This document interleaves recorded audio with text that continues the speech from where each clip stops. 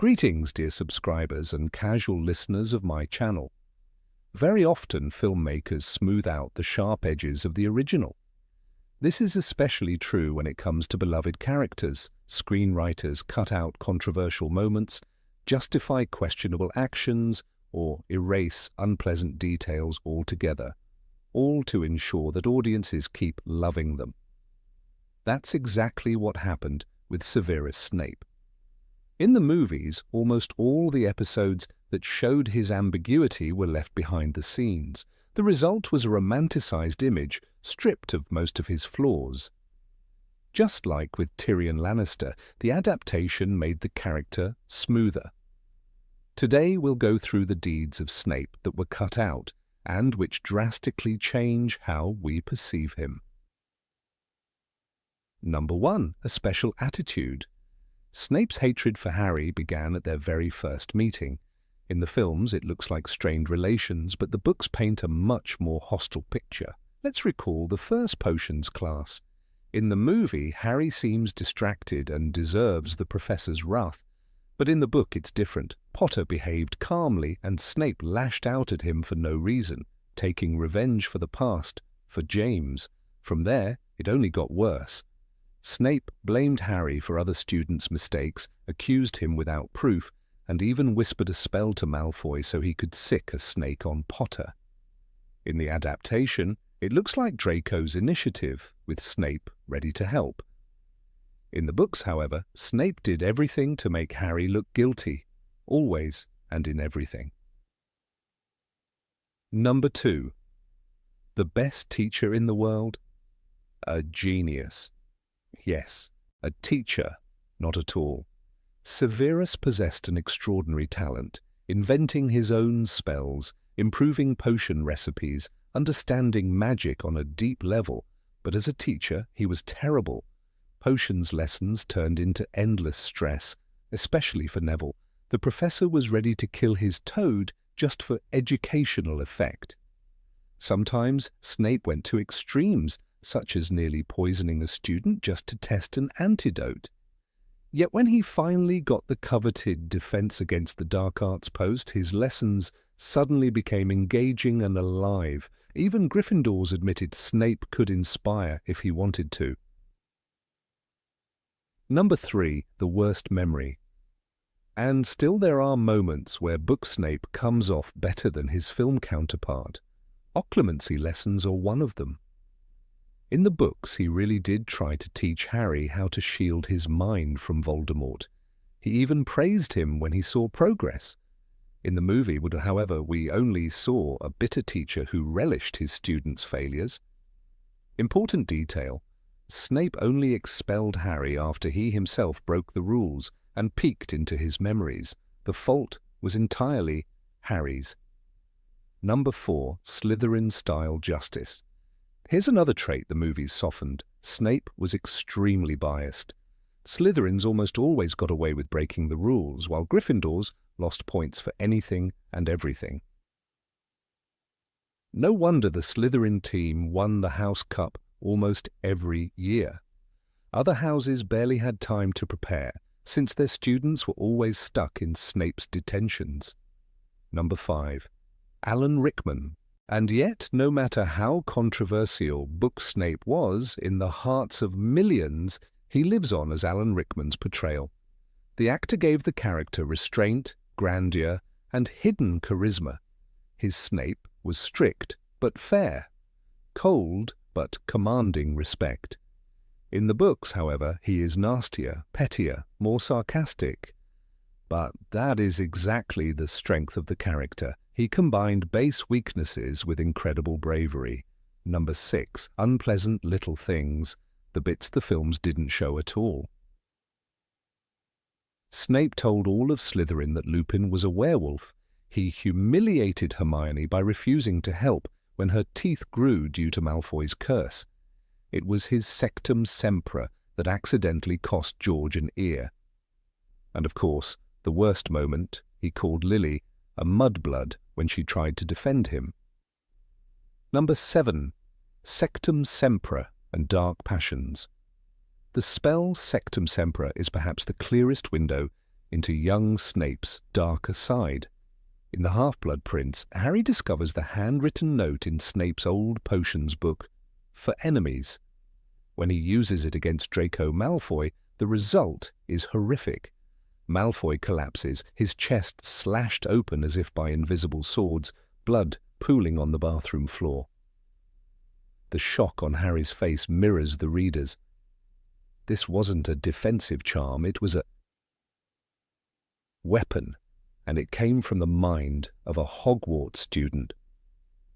That detail is left vague in the films, but the books make it explicit. Snape created spells that could maim or kill. The Half-Blood Prince's textbook is filled with these traces of obsession. Hexes like Levicorpus and Langlock reveal a boy experimenting with power beyond his years.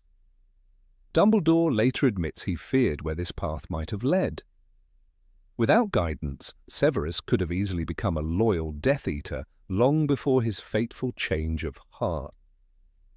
The danger was real. His brilliance walked hand in hand with cruelty, and that side of him is nearly absent in the films. What we lose on screen is the chilling possibility that Snape's story could have ended in darkness with no redemption at all. Number 8. Humiliations of Neville. Snape's treatment of Neville Longbottom in the books goes far beyond strict teaching. He singled the boy out, mocking his mistakes and crushing his confidence. In The Prisoner of Azkaban, Snape orders Neville to test a potion on his pet toad Trevor, sneering that if Neville has done it wrong, the toad is likely to die. For a 13-year-old already terrified of failure, this was not discipline, it was cruelty. Rowling makes it clear that Neville dreaded every potions lesson because of Snape, and the humiliation was constant. The effects followed Neville for years. In The Order of the Phoenix, when Harry teaches Dumbledore's army, Neville struggles to produce a Patronus. Rowling notes that his fear of Snape was so great, it blocked him from focusing on happy memories. This detail reveals just how deep the damage went. Neville's stumbling, awkward nature was not only his own doing, it was sharpened by Snape's bullying. The films show Neville as clumsy but brave, yet they skip the darker truth. Snape was one of the main reasons Neville grew up believing he was worthless. Number 9. Role in Dumbledore's fall. Snape's role in Dumbledore's death was far darker in the books than in the films. He was the only one who knew that the headmaster had been fatally cursed by the ring Horcrux. For months, Snape carried that knowledge in silence.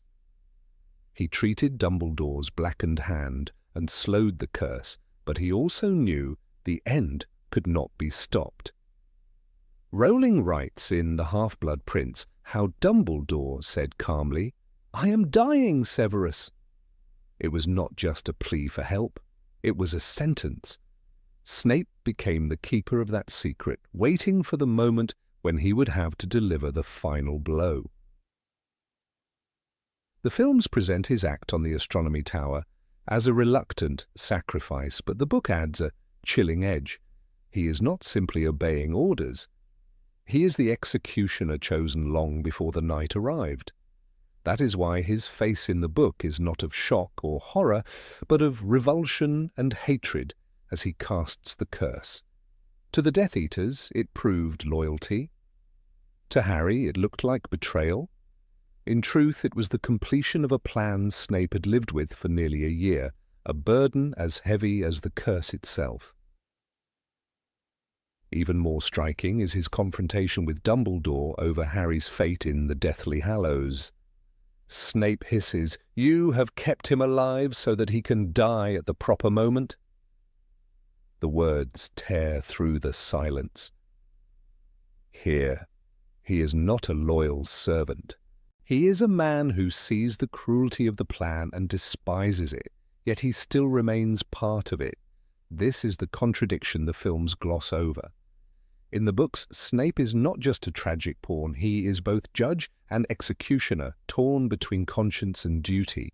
knowing exactly how monstrous the path before him is. Number 10. His relationships with other professors. Snape's relationships with his fellow teachers were never as polished as the films suggest. In the books, Minerva McGonagall clashed with him repeatedly. She despised his favoritism toward Slytherin and his cruelty in the classroom. In Order of the Phoenix, when Snape mocks Harry after the boy sees Arthur Weasley's attack, McGonagall snaps, "Do you have no sense of decency, Severus?" The two professors are equals in skill, but McGonagall never hides her contempt for his methods. Their exchanges are sharp, revealing the tension films chose to erase. Hagrid, too, could not hide his dislike. The gentle half-giant called Snape a nasty piece of work more than once. In Prisoner of Azkaban, when Hagrid hears Snape sneer at Harry and his friends, he growls back, defending them with unusual heat. To Hagrid, Snape was not a misunderstood hero, but a petty man who bullied children and betrayed Lupin by exposing his secret. Hagrid's blunt view underlines how many in the staff saw Snape not with respect, but with suspicion. Even Remus Lupin, who behaved with restraint, could not forget their shared past. In Prisoner of Azkaban, when Snape substitutes for Lupin's class, he deliberately lectures on werewolves, trying to humiliate him. Lupin later admits to Harry, "Severus has never forgiven me for what happened at school." Their rivalry is old, bitter, and alive. On screen, Snape appears isolated yet dignified. On the page, he's a man surrounded by colleagues who distrust him, a reminder that his mask of authority hid fractures on every side. Number 11, the ending without illusions. Snape's final moments in the book are haunting in their loneliness. In the Deathly Hallows, Voldemort orders Nagini to strike, convinced Snape must die so that the Elder Wand will obey him. Snape collapses on the floor of the shrieking shack, blood spilling fast, and no one comes to save him. Harry, Ron, and Hermione only reach him when it is already too late. Rowling writes how Snape's black eyes locked on Harry's, and his final words were simple. "Look at me." He did not ask for forgiveness. He only wanted to see Lily's eyes one last time before the darkness closed in. The movies turned this scene into a noble farewell, with Snape almost bathed in tragic light. But the book strips away the heroics. There is no applause, no redemption, no peace. Snape dies as he lived, misunderstood, mistrusted, and despised. The students hated him. The teachers resented him. The Death Eaters never truly accepted him. Even Dumbledore, the one man who relied on him most, never gave him affection, only orders. His life ends as a tool discarded by two masters, and that is the bitter truth the films avoided. After the battle, Harry uncovers Snape's memories and finally understands his sacrifices. But the recognition comes too late. When Harry later tells his son that he named him Albus Severus after the bravest man I ever knew, Snape cannot hear it. He never sees the moment of respect he longed for. His story ends before his name is cleared, before his deeds are known. This silence makes his sacrifice heavier, for it brought him no reward. That is why the book's ending feels so raw. Snape's death is not the clean redemption of a fallen man. It is the tragedy of someone who gave everything and received nothing in return. He loved, he served, he endured terror, and still he died alone. The films romanticized his end. The pages told a darker story, the story of a man who was brave but never free. Number 12, hidden envy of James. Severus Snape's hatred of James Potter was not simple rivalry, it was envy. James was everything Severus was not.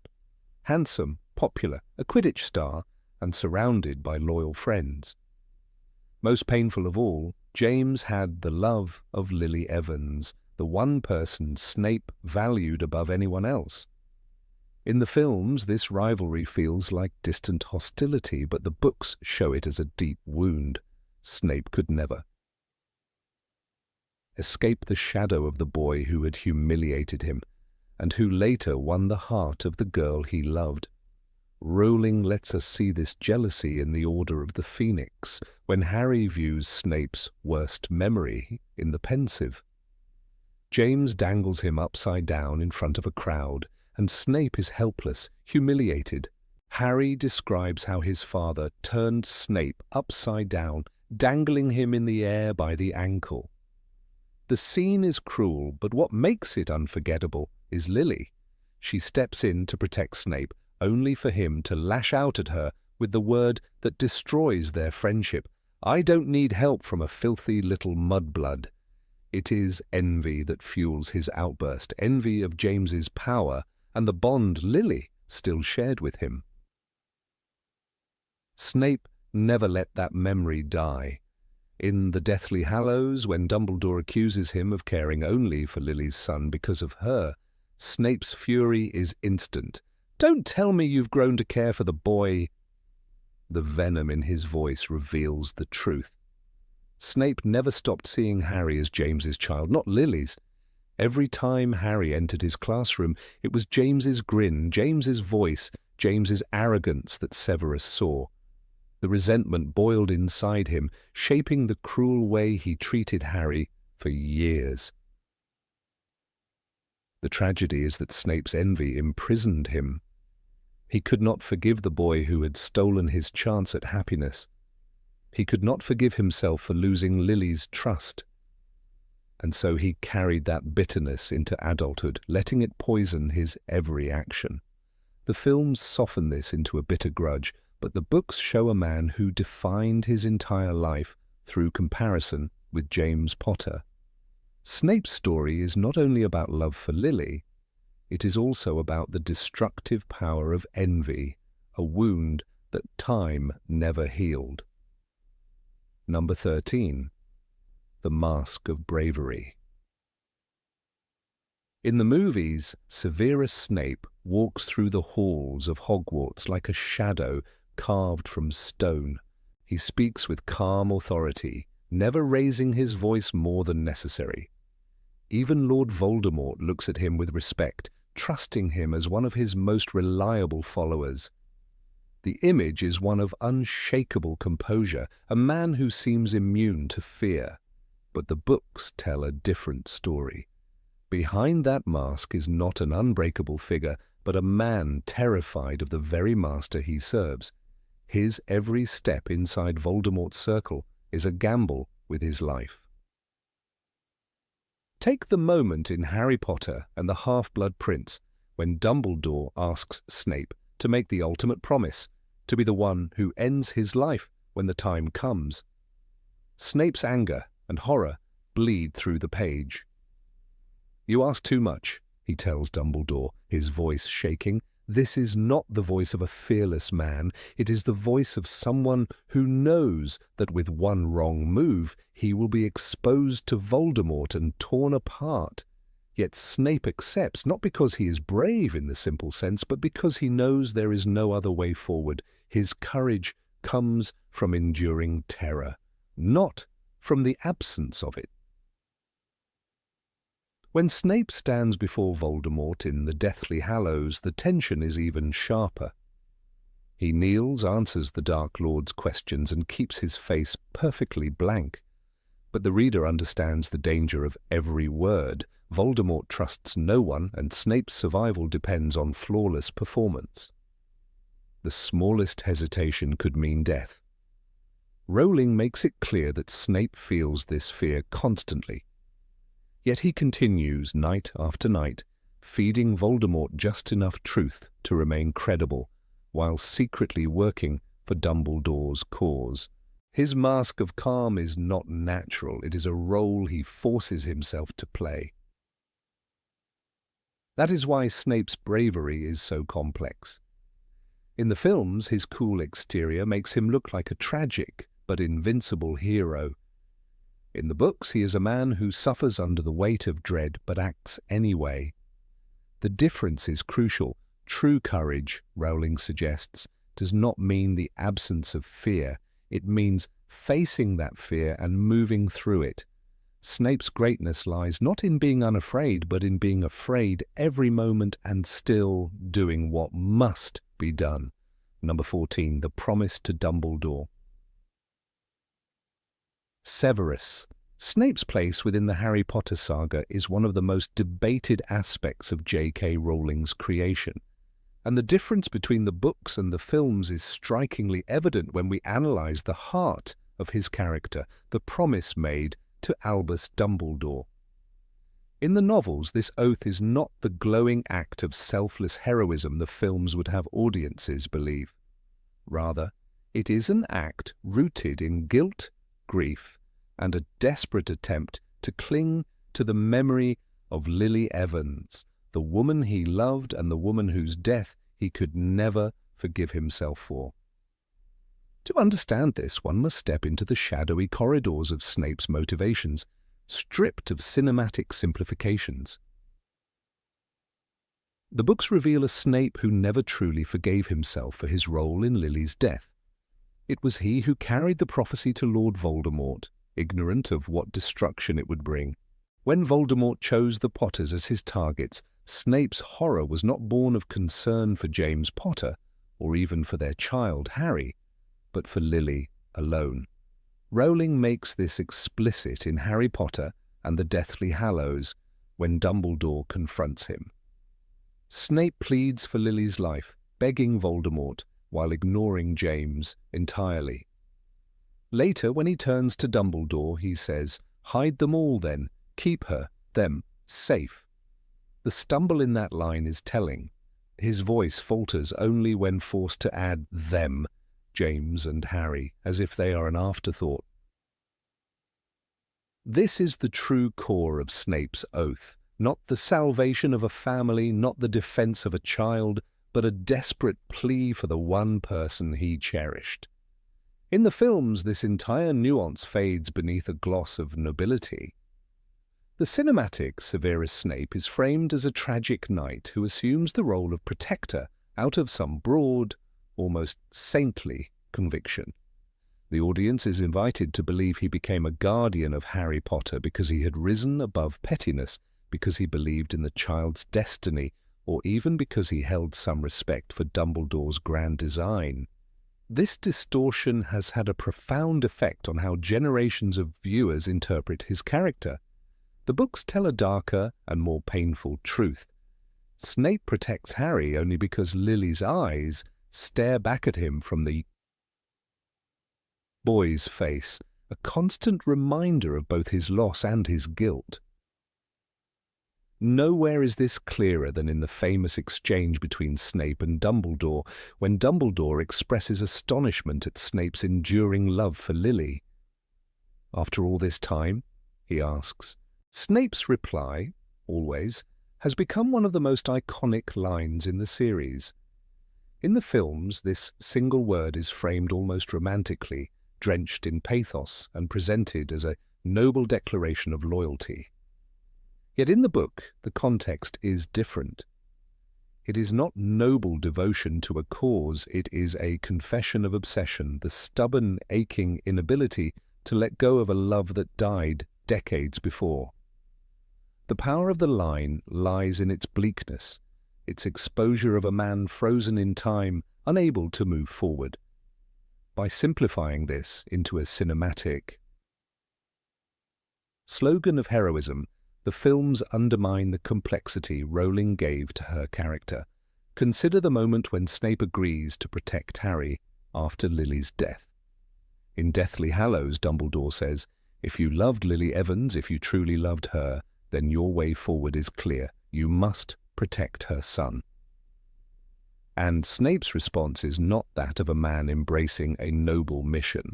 His tone is resentful, reluctant.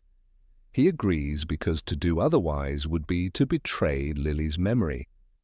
This is not a heroic acceptance of responsibility, but a begrudging burden he cannot escape. Snape does not protect Harry out of admiration or compassion for the boy, but because every moment Harry lives is a reminder of Lily, and every time he sees Harry's eyes, he sees what he has lost.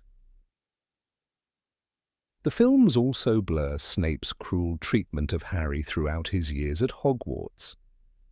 In the novels, Rowling makes it abundantly clear that Snape never overcame his bitterness toward James, and that he projected that resentment onto James's son. Harry is bullied, humiliated, and constantly undermined by a teacher who should have been his protector. Snape sneers at him, penalizes him unfairly, and even belittles him in front of his classmates. This cruelty is incompatible with the notion of Snape as a secret guardian driven by benevolence. Rather, it underscores the contradiction of his character. He protects Harry only out of obligation to Lily's memory, even while despising the boy for his resemblance to James. The films reduce this tension, offering instead the image of a misunderstood mentor whose harshness is reframed as a mask for secret care. This rewriting robs the story of one of its most powerful conflicts. A striking example of this distortion comes in Harry Potter and the Philosopher's Stone. In the novel, when Harry plays Quidditch for the first time, Snape intervenes to save him from Quirrell's jinx, muttering a counter-curse under his breath.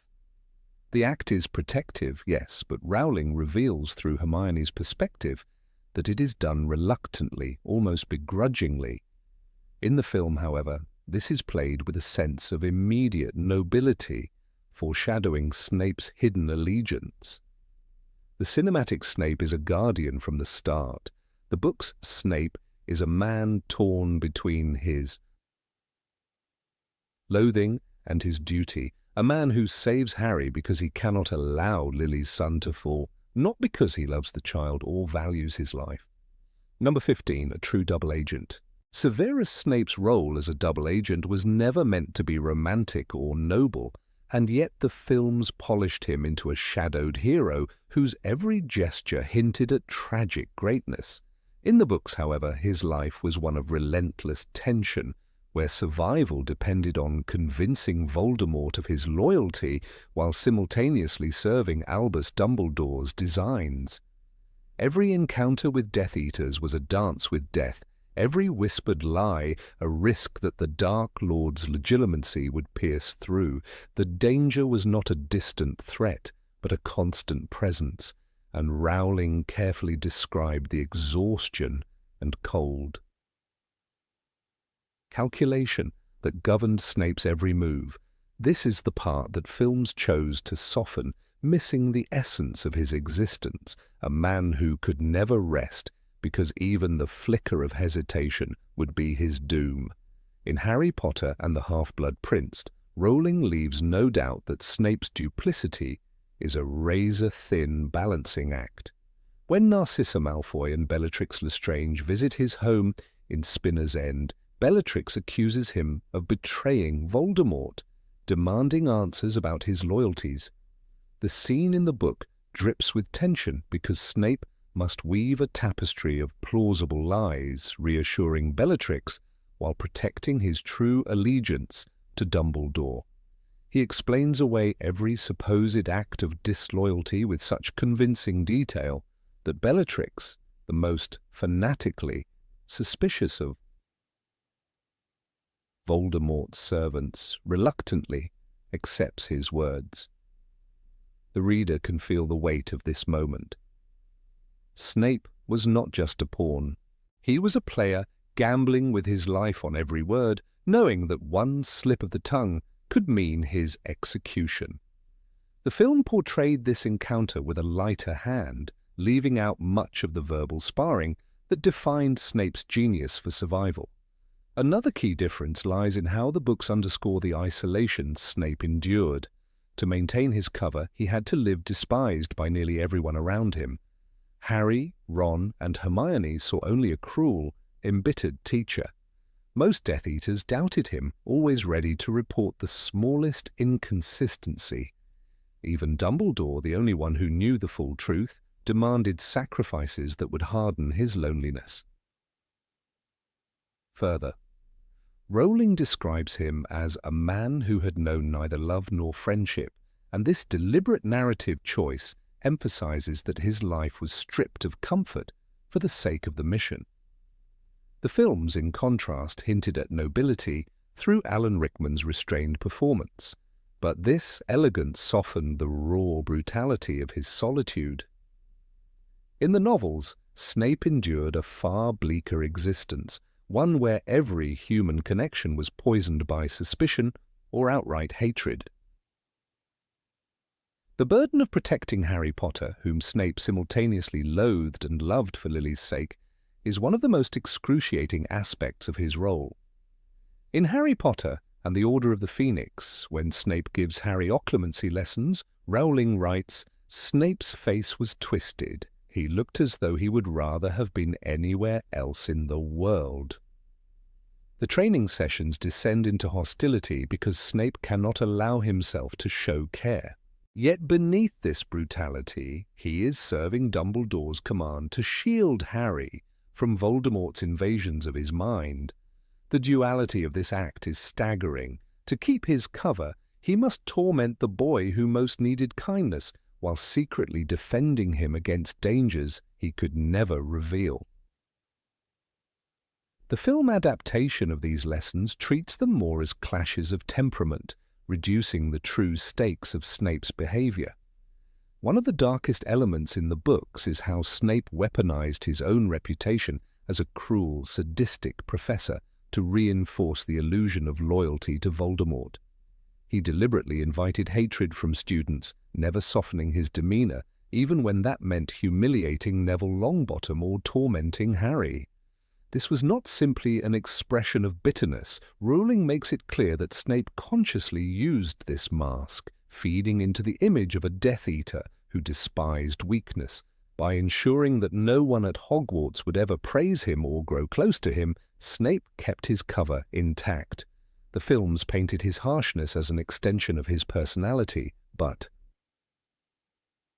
the novels show it as calculated cruelty, a sacrifice of his own humanity to strengthen the disguise. Few understood the price of such choices. Nowhere is the danger of Snape's double life clearer than in Harry Potter and the Half-Blood Prince, when he swears the unbreakable vow with Narcissa Malfoy. This moment is not the grand operatic act shown in the movie. On the page, it is suffocatingly tense because the vow threatens to bind Snape fatally to Voldemort's will. He promises not only to protect Draco, but to kill Dumbledore if Draco fails. The reader is left stunned. Has Snape finally crossed the line? The reality is far more complex. Snape accepts the vow because refusal would expose him, and he trusts that Dumbledore has already given instructions for such an eventuality. The films presented this scene as a gesture of ambiguous heroism, but the book reveals it as a terrifying gamble. Snape walks away from that night bound to two masters, with no escape but death.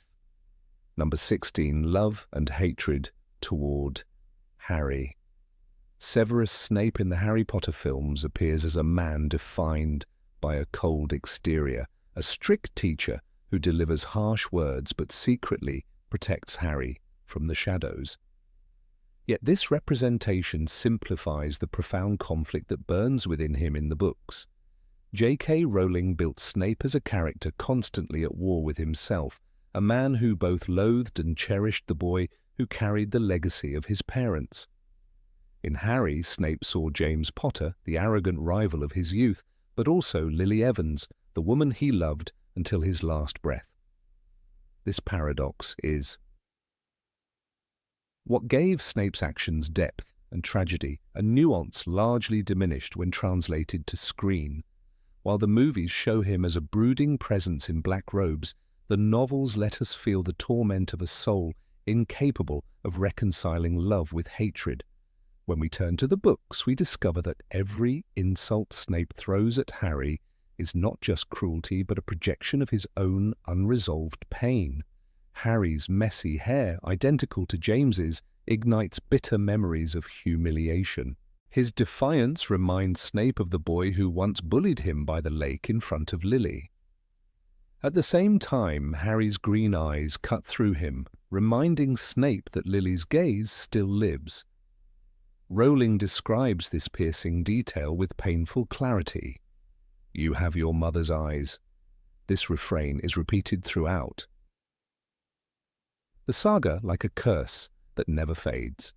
In that contradiction lies the heart of Snape's tragedy. The boy he saves carries the features of the man he despised and the woman he adored. The films reduce this tension, focusing more on Snape's dry sarcasm and Alan Rickman's impeccable delivery than on the psychological agony beneath. In the first movie, Harry Potter and the Philosopher's Stone, Snape appears suspicious. His protection of Harry during the Quidditch match played more as a plot twist than as a glimpse into the divided heart of a man. The book, however, shows that Snape's intervention was not an isolated act, but part of a larger pattern. Even while insulting Harry in class, calling him arrogant like his father, Snape positioned himself as a silent guardian. This oscillation between cruelty and care is essential because it demonstrates that Snape never fully chose between vengeance against James's memory and loyalty to Lily's love. The hostility Snape projects toward Harry in lessons, especially potions, reveals the sharp edges of this unresolved grief. Rowling shows him belittling Harry before his peers, sneering at his lack of preparation, or punishing him unfairly. Yet the cruelty is never consistent. There are moments where his actions betray an almost involuntary instinct to keep Harry safe. In The Prisoner of Azkaban, when Lupin transforms into a werewolf, Snape instinctively throws himself in front of the children, shielding Harry, Ron, and Hermione with his body. The films capture the event but underplay its significance, presenting it as an act of duty rather than a desperate subconscious reflex, driven by love buried beneath layers of resentment. It is in The Order of the Phoenix that the contradictions grow sharper. Snape agrees to teach Harry occlumency, an effort to protect his mind from Voldemort's influence. On the surface, it is another cruel lesson filled with barbed remarks. But the truth lies deeper. Snape is giving Harry the tools to survive, a duty bound to his promise to Dumbledore. Yet the irony is unbearable, because teaching Harry requires exposing his own mind, which holds some of his most humiliating and painful memories. When Harry glimpses the worst memory in the pensive, James dangling Snape upside down while Lily pleads for mercy, the boy sees the roots of this bitterness. This scene, powerful in the book, becomes a flashback in the movie, a stylistic flourish that fails to communicate the raw wound it represents. In the text, the reader can feel the shame that never healed, the reason Harry's very existence tortures Snape every day. The love for Lily is not just a romantic subplot, but the very axis of Snape's life. His choice to switch sides, to dedicate himself to Dumbledore's cause, originates in his grief for Lily's death. In The Deathly Hallows, the revelation comes through the memory where he cradles her lifeless body and sobs. His plea to Dumbledore, "Hide them all then, Keeper, the boy does not matter to me," reveals the initial selfishness of his request. Yet Lily's death transforms that selfish love into lifelong penance. Snape continues to protect Harry not out of affection for the boy himself, but because in saving him, he keeps the memory of Lily alive. The films show this revelation in a condensed, almost romanticized sequence, but the books dwell on its contradictions. Snape does not become noble because of Harry. He becomes noble in spite of Harry. One of the most telling details the books preserve is how Snape weaponizes his hatred even as he honors his vow. He mocks Harry's Quidditch fame, undermines his abilities, and highlights his flaws. Yet in moments of danger, Snape emerges as a protector. In The Half-Blood Prince, when Death Eaters invade Hogwarts, Snape fights with ruthless precision, ultimately killing Dumbledore as part of a plan. To Harry, the act is betrayal. To the reader, who learns the truth later, it is the ultimate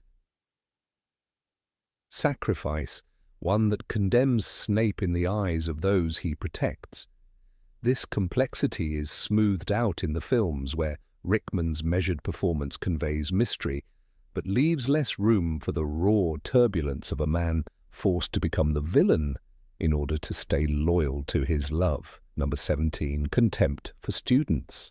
In the films, the character of Severus Snape is presented with a sharp tongue and a cold demeanor, yet he is portrayed as a professor who, beneath his severity, maintains the boundaries of professionalism. He is strict but controlled, sardonic but not cruel. For many who only watched the movies, Snape is remembered as a gloomy figure who delivered cutting remarks but still taught effectively. Yet on the pages of J.K. Rowling's books, the portrait is far darker. The written Snape does not merely scold his students, he actively humiliates them. He singles them out in front of the class, ridicules their intelligence, mocks their appearances, and belittles their family background. His disdain is palpable, a constant undercurrent that poisons the atmosphere of his lessons. What cinema paints as stern discipline, the novels reveal as targeted contempt. One of the most telling differences lies in Snape's treatment of Hermione Granger. The films reduce his hostility to the occasional sharp remark, a dismissive glance, or a sarcastic tone. But in the books he becomes a figure who wounds her emotionally with cutting cruelty. In Harry Potter and the Prisoner of Azkaban, Snape openly sneers at Hermione's eagerness to answer questions. When she provides an accurate explanation, he replies, "That is the second time you have spoken out of turn, Miss Granger. 5 more points from Gryffindor for being an insufferable know-it-all." The choice of words here is vital.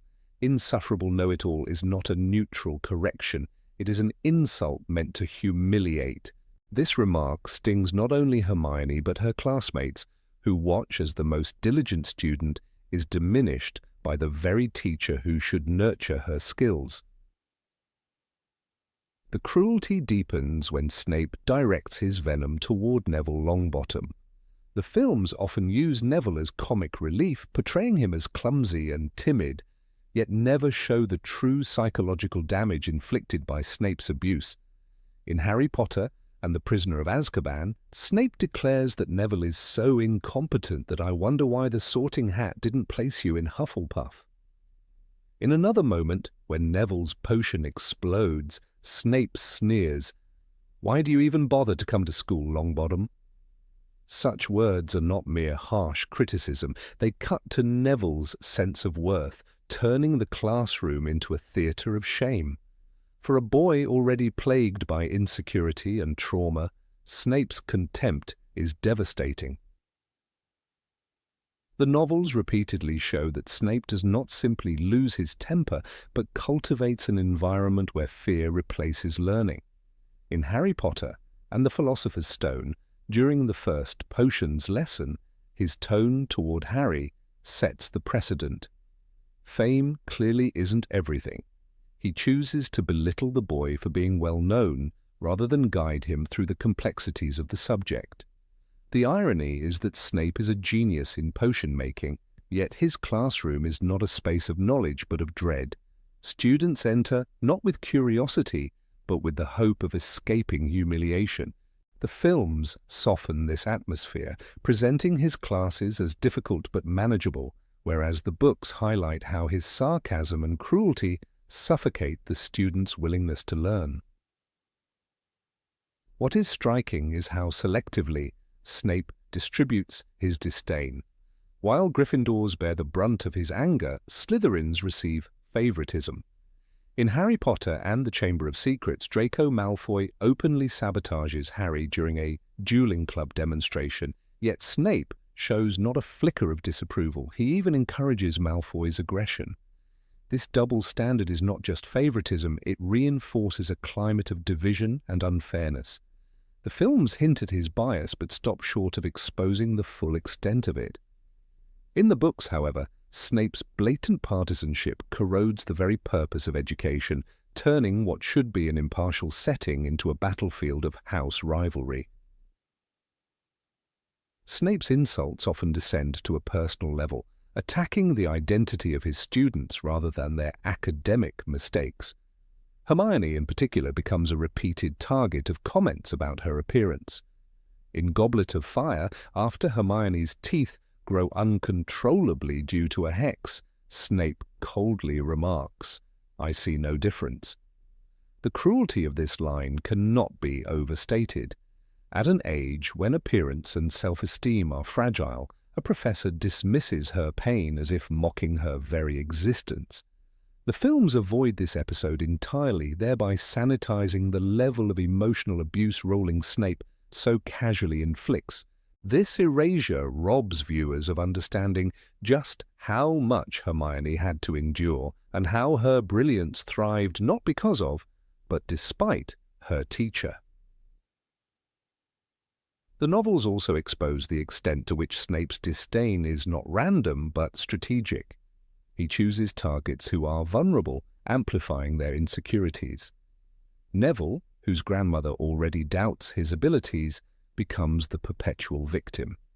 Snape once terrifies him to such a degree that the boy confesses his worst fear is Snape himself. The boggart scene in Prisoner of Azkaban is telling. Neville imagines Snape as his most dreaded nightmare, a figure more frightening than dark creatures or deadly curses. This is not the mark of a teacher who is strict but respected. It is the mark of an adult who has instilled genuine psychological terror in a child. Even Harry himself is not spared from this relentless disdain. The films emphasize Snape's suspicion of Harry due to his resemblance to James Potter, but the books show an ongoing pattern of humiliation. In Order of the Phoenix, when Harry struggles with occlumency, Snape mocks him. "You are lazy and sloppy, Potter, or perhaps you're simply weak?" These words aim not to encourage improvement, but to belittle.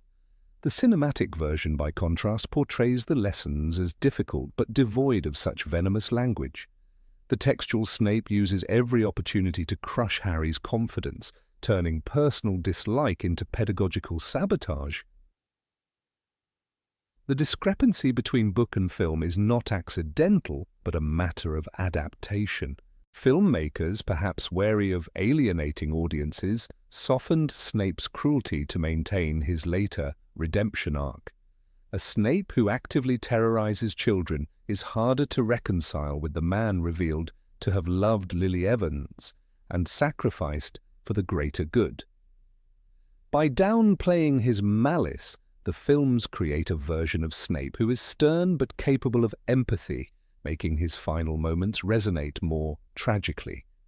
Yet in doing so, they erase the uncomfortable truth that Rowling's Snape was a deeply flawed teacher whose brilliance was overshadowed by his cruelty. The classroom scenes in the novels function as microcosms of power and resentment. Snape wields authority not to uplift, but to dominate. His sarcasm is a weapon, his punishments a stage for humiliation. Students like Ron Weasley often bear the brunt of cutting remarks. In Half-Blood Prince, when Ron bungles a potion, Snape sneers, "Why is it always you, Weasley?" The rhetorical cruelty isolates Ron in front of peers, framing him as perpetually inadequate. Such details vanish in the films, where Snape is given an aura of enigmatic detachment rather than petty spite. Snape's treatment of students also carries implications for the moral fabric of Hogwarts itself. In a world where Albus Dumbledore preaches the values of compassion, Snape becomes the glaring contradiction. His unchecked behavior undermines the very ideals the school claims to uphold. Students endure not only the challenges of magic, but also the hostility of a teacher whose disdain is permitted to fester, The films, in sanitizing this element, fail to capture the contradiction between Hogwarts as a beacon of learning and Snape's classroom as a theatre of scorn. In Rowling's narrative, this tension is crucial, a reminder that institutions often tolerate cruelty under the guise of discipline. The severity of Snape's language is reinforced through Rowling's direct use of insult. He does not mask his contempt in polite terms, but uses words designed to wound. Calling Hermione an insufferable know-it-all, dismissing Neville as useless, or mocking Harry as lazy are not slips of anger but consistent patterns. The films remove or soften these phrases, creating an illusion of discipline rather than abuse. Readers of the books understand that Snape's cruelty is not a footnote, but a defining feature of his pedagogy. Viewers of the films are denied that perspective, receiving instead a character whose flaws appear sharp but tolerable. This distortion has lasting effects on how audiences perceive Snape. The cinematic version allows for the romanticization of his sacrifice, presenting him as a tragic hero whose harshness is justified by love. The literary Snape, however, forces readers into moral discomfort. He is both a man of extraordinary loyalty and a teacher whose contempt scars children. His story becomes one of complexity rather than redemption alone. By downplaying his disdain, the films simplify a character who was meant to provoke conflict in the reader's mind. Ultimately, the difference lies in tone. The books show a man who carries his bitterness into every lesson, inflicting it upon the innocent. The films, in contrast, give us a man whose bitterness remains mostly private, revealed in small flashes but never allowed to overwhelm. This change transforms the audience's relationship with Snape. For readers, he is both fascinating and repellent, a reminder that genius and cruelty can coexist. For viewers, he becomes tragic and misunderstood, a figure softened into sympathy. In this divide lies the heart of the distortion. The Snape of the screen is not the Snape of the page, for the true Snape was a man who turned classrooms into arenas of contempt. Number 18. The moral problem. Of all the characters in J.K. Rowling's world, few stand as divisive as Severus Snape. The films present him as a brooding mystery, a man of sharp lines, slow words, and carefully placed glares. Yet this cinematic image strips away much of the complexity that defines him in the books. In Rowling's text, Snape is not simply the tortured double agent who loved Lily Potter. He is a figure caught in the constant struggle between cruelty and conscience, weakness and strength. The films soften his darkness, but the novels demand that readers confront the uncomfortable question, was Severus Snape a good man or merely a man driven by his own wounds? That question is central to his character, and, in removing much of the moral ambiguity, the films distort him into something closer to a misunderstood hero than the tragic anti-hero Rowling envisioned. Consider the Snape of Harry Potter and the Philosopher's Stone. In the film, Alan Rickman's portrayal immediately casts Snape as intimidating, but also oddly noble in his restraint. The camera lingers on his scowls, his cape sweeping behind him, while his cruelty is more suggested than lived. In the novel, however, Snape's disdain for children is unrelenting and visceral. He takes every opportunity to belittle Harry, Neville, and Hermione. He mocks Neville Longbottom's incompetence in potions class with words meant to humiliate rather than teach. Rowling writes, Snape was in a particularly foul temper. Harry knew he'd have a hard time from the moment he appeared at the classroom door to find that Snape had given his seat to Malfoy. Such details reveal a teacher who abuses power, who favors cruelty as a teaching method, and who allows his bitterness to leak into the lives of children who had no part in his past grudges.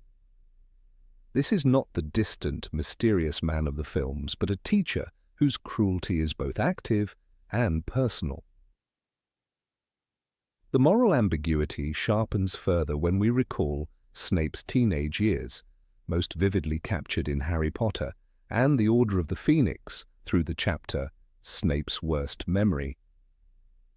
In the film adaptation, the memory is almost a passing glimpse, stripped down to a single humiliating scene where James Potter levitates Snape. But in the book, the episode is layered with raw humiliation, resentment, and the sense of how deeply formative it was. Snape was not just bullied, he responded with words that cut as sharply as any spell. Rowling recounts the scene in detail. Snape was on the ground, his wand flying into the air, his robes over his head, and James was laughing, "Who wants to see me take off Snively's pants?" Humiliated, Snape retaliates not by appealing to fairness, but by turning to hatred, spitting the word mudblood at Lily Evans. That word, uttered with venom, is not an accident, but a choice, reflecting the prejudices Snape had already internalized. The films almost erase this moment, robbing viewers of the insight that Snape's cruelty was not simply born from pain, but was also a moral failing he embraced. His proximity to the Death Eaters is another truth the films obscure. Snape in his youth did not stumble into Voldemort's orbit by mistake. He was seduced by the promise of power, by a system of belief that justified his bitterness and gave him belonging.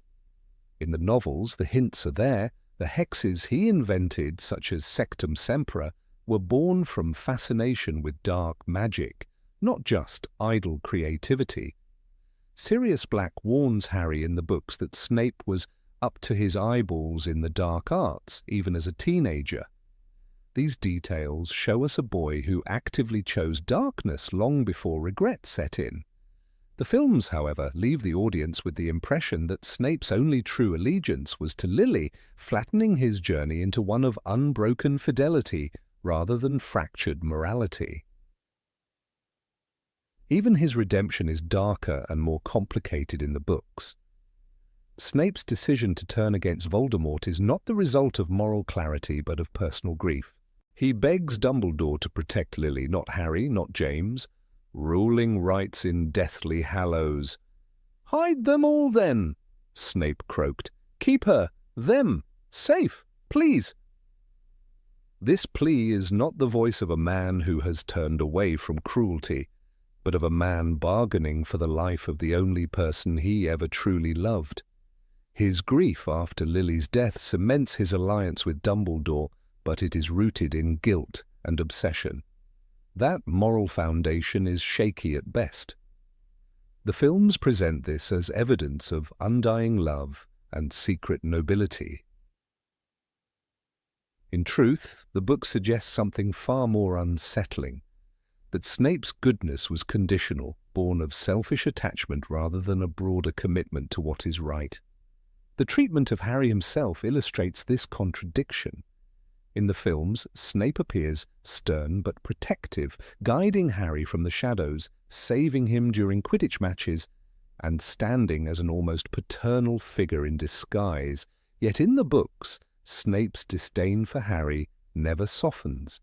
He projects James Potter's arrogance onto the boy, using every classroom encounter to undermine and humiliate him. His insults cut deeper, his favoritism of Slytherins is more blatant, and his cruelty toward Neville is far harsher than anything the films dared to depict.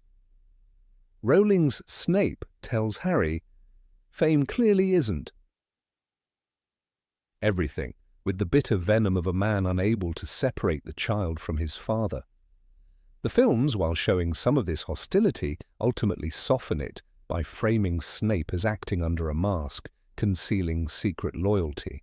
The novels, however, make us ask, does saving someone negate years of abuse? The contrast is particularly vivid with Neville Longbottom. The films largely ignore the torment Neville endures under Snape. In the books, Snape repeatedly calls him an idiot, punishes him unfairly, and humiliates him in front of his peers. In one infamous lesson, Snape terrifies Neville by threatening to feed his pet toad to a potion should he fail. Rowling shows Neville trembling, desperate, and broken under the pressure. Dumbledore himself later comments that Snape's treatment of Neville is cruel and unjustified. This is a crucial moral detail. Snape directs hatred not only at his enemies, but at the weak and vulnerable.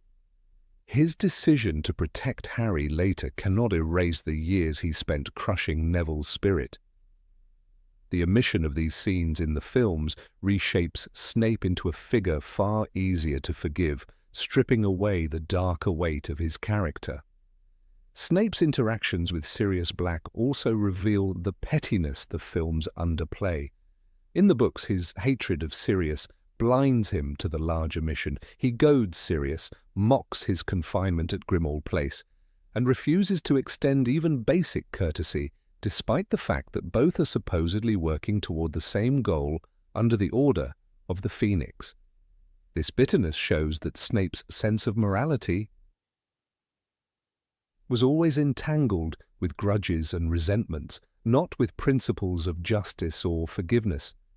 The films make their rivalry sharp, but not poisonous. Rowling, however, paints a portrait of a man whose inability to forgive renders him toxic, even among allies. Dumbledore's relationship with Snape is also flattened in the films. In the books, their conversations are filled with tension, as Dumbledore never fully trusts Snape's motives and often manipulates him as much as Snape manipulates others. In Half-Blood Prince, Dumbledore presses Snape about his care for Harry, questioning whether Snape is motivated by love or by guilt. The line, "You disgust me," spoken by Dumbledore in the book, when Snape reveals his true motive for protecting Harry, is absent in the film. Its absence is telling, for it shows how the cinematic narrative wishes to present Snape as more noble than Rowling's text suggests. The book version forces us to sit with the reality that Dumbledore himself judged Snape's morality to be deeply flawed. The culmination of Snape's arc in the books is his death, and even here the films reshape the meaning. In the novels, Snape's dying gift to Harry is not a clear declaration of love, but a fragmented memory full of guilt, obsession, and pain. His last words, "Look at me," are laden with the desperate desire to see Lily's eyes one final time. This is not a romantic declaration. It is a selfish plea born of lifelong fixation. The films, however, stage the scene with mournful music and tender lighting, tilting the audience toward viewing Snape as a tragic hero. Finally, Unmasked. The book is far less forgiving. Rowling leaves us with a man who dies not redeemed but revealed, whose moral contradictions linger like unanswered questions. One of the most striking differences between page and screen is how the films emphasize Snape's sacrifices while downplaying his cruelty. By framing him as a man who protected Harry all along, they cast his abuse as part of the act, a necessary cruelty to maintain his cover. Yet the books never suggest that. His verbal assaults on students, his delight in humiliation, his bitterness towards Sirius, and his refusal to forgive James all point to a character whose cruelty was real. His protection of Harry was not a mask, but a separate duty, carried out alongside a deeply flawed personality. This tension is what makes him fascinating, but the films erase it to deliver a cleaner story. To reduce Snape to a misunderstood guardian is to miss the tragedy at the heart of his character. He is neither hero nor villain, but a man whose choices are driven by pain, obsession, and regret. He saved lives, yes, but he also destroyed the dignity of countless students. He worked against Voldemort, yes, but only because of one woman's death. He is, in every sense, an anti-hero, someone who acts heroically, but for reasons steeped in selfishness. By presenting him as a tragic saint, the films rob audiences of the discomfort Rowling wanted them to feel. The novels insist we wrestle with the complexity. Snape embodies the truth that a person can commit good deeds while remaining deeply flawed, that morality is not a binary but a fragile balance. In Order of the Phoenix, Harry reflects on Snape after seeing his worst memory and realizes with unease that the man he had loathed might be just as damaged as himself. Rowling's narrative never lets us rest with certainty about Snape's goodness. It forces us to consider how guilt, grief, and bitterness shape choices. The films, in smoothing those contradictions, offer a version of Snape who is easier to mourn but far less human. Ultimately, the Snape of the books is uncomfortable to admire. He is cruel, petty, unforgiving, and yet capable of extraordinary bravery. His life is not a tale of pure redemption, but of tragedy, a man broken by love and consumed by bitterness, who happened to make choices that aligned with good but never fully embraced it. The films, in their desire for clarity, recast him as noble, making him into something Rowling never intended, a hero uncomplicated by moral ambiguity.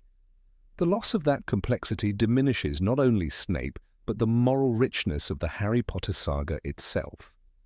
Number 19, his attitude toward Hermione. Severus Snape in the films is a figure shrouded in gloom, sarcasm, and quiet menace, but one whose interactions are often trimmed down to the essentials. The screen version, delivered so brilliantly by Alan Rickman, chooses silence and subtle expression over cruelty and venom.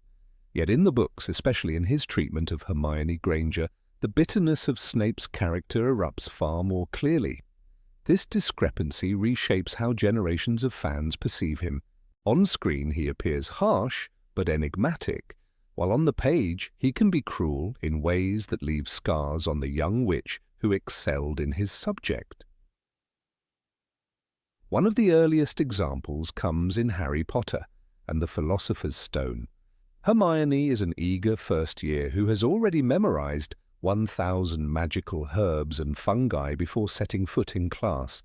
During one of the first potions lessons, she confidently shoots her hand into the air again and again. Rather than acknowledge her ability, Snape sneers at her enthusiasm. He deliberately ignores her raised hand, aiming his questions at Harry, and when Hermione whispers the answer, he cuts her down with the cold remark, "For your information, Potter, Asphodel, and Wormwood make a sleeping potion so powerful it is known as the Draught of Living Death." Hermione had been right, yet Snape refuses to grant her recognition. The book makes it clear. His teaching is not to encourage, but to humiliate, and Hermione is a target despite her brilliance. This pattern intensifies in Harry Potter and the Prisoner of Azkaban. During a moment when Draco Malfoy mocks Hermione by calling her a mudblood and then ridiculing her teeth, Snape chooses not to defend her dignity. Instead, when her teeth are magically enlarged by Malfoy's hex, Hermione runs to the staff for help. In the book, Snape coldly remarks, "I see no difference." The cruelty of the line stuns readers even today. It is not simply a professor failing to intervene, it is an adult ridiculing a student's appearance, reinforcing Malfoy's taunt rather than correcting it. The films chose to erase this entirely, creating a Snape who is silent rather than vicious. That omission changes the perception of his entire moral compass. Hermione's identity as the most gifted student in her year should have been a point of pride for Snape. She was exceptional at potions, brewing complex draughts with precision that often surpassed her classmates. Yet Snape never praises her. Instead, he openly ridicules her academic style. In The Prisoner of Azkaban, when she provides the correct definition of a werewolf, Snape mocks her with, "That is the second time you have spoken out of turn, Miss Granger. Are you incapable of restraining yourself, or do you take pride in being an insufferable know-it-all?" The insult lands with crushing force. Even Ron Weasley, often impatient with Hermione's constant answers, protests that the teacher was unfair. The classroom becomes not a place of learning, but of public shaming. The films only hint at this dynamic, usually presenting Hermione as quietly confident and Snape as quietly dismissive. But by omitting his verbal assaults, the adaptation removes an essential layer of Snape's cruelty. His contempt is not reserved solely for Harry, whose father he hated, but extends even to students who embodied the very qualities he should have celebrated. The Hermione of the books experiences direct emotional harm from a teacher who singles her out for ridicule. Without this, the cinematic Snape seems merely strict.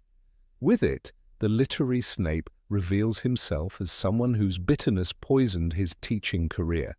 The darkest aspect of Snape's treatment of Hermione lies not only in his words, but in his choices to remain silent when others abused her. Draco Malfoy's insults, particularly the slur mudblood, are constant. Teachers like McGonagall attempt to stop them, but Snape consistently turns away.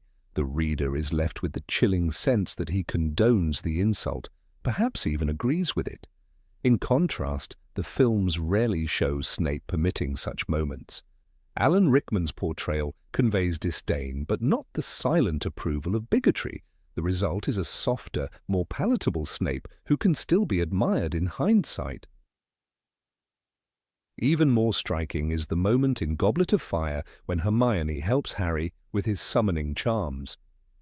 She acts as the very definition of a model student, helpful, quick-thinking and dedicated. Snape, instead of recognizing her contribution, mocks her and awards points elsewhere.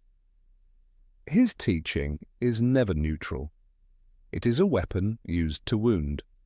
The books repeatedly underline that Hermione, despite being perhaps the brightest witch of her age, never once receives genuine respect from him. She endures his bias because she is Muggle-born and because she embodies the intellectual excellence he cannot bring himself to honor. This mistreatment gains further weight in Order of the Phoenix. When Hermione stands up for Harry during Umbridge's reign, she is the brave voice of reason. Yet Snape provides no acknowledgement. He sneers, he deflects, he withdraws. His contempt seems to grow in proportion to her courage. The text makes it evident that Snape's bitterness is all-consuming, preventing him from seeing value even in those who risked everything to resist tyranny. The films show him as a reluctant participant in Umbridge's rule, but they never emphasize how his coldness also wounds Hermione. The paradox is clear. Snape, who himself was marginalized, bullied and scorned as a child, repeats the same cycle against Hermione. She is brilliant, hard-working, and socially isolated at times, much like Snape once was. Instead of empathy, he offers cruelty.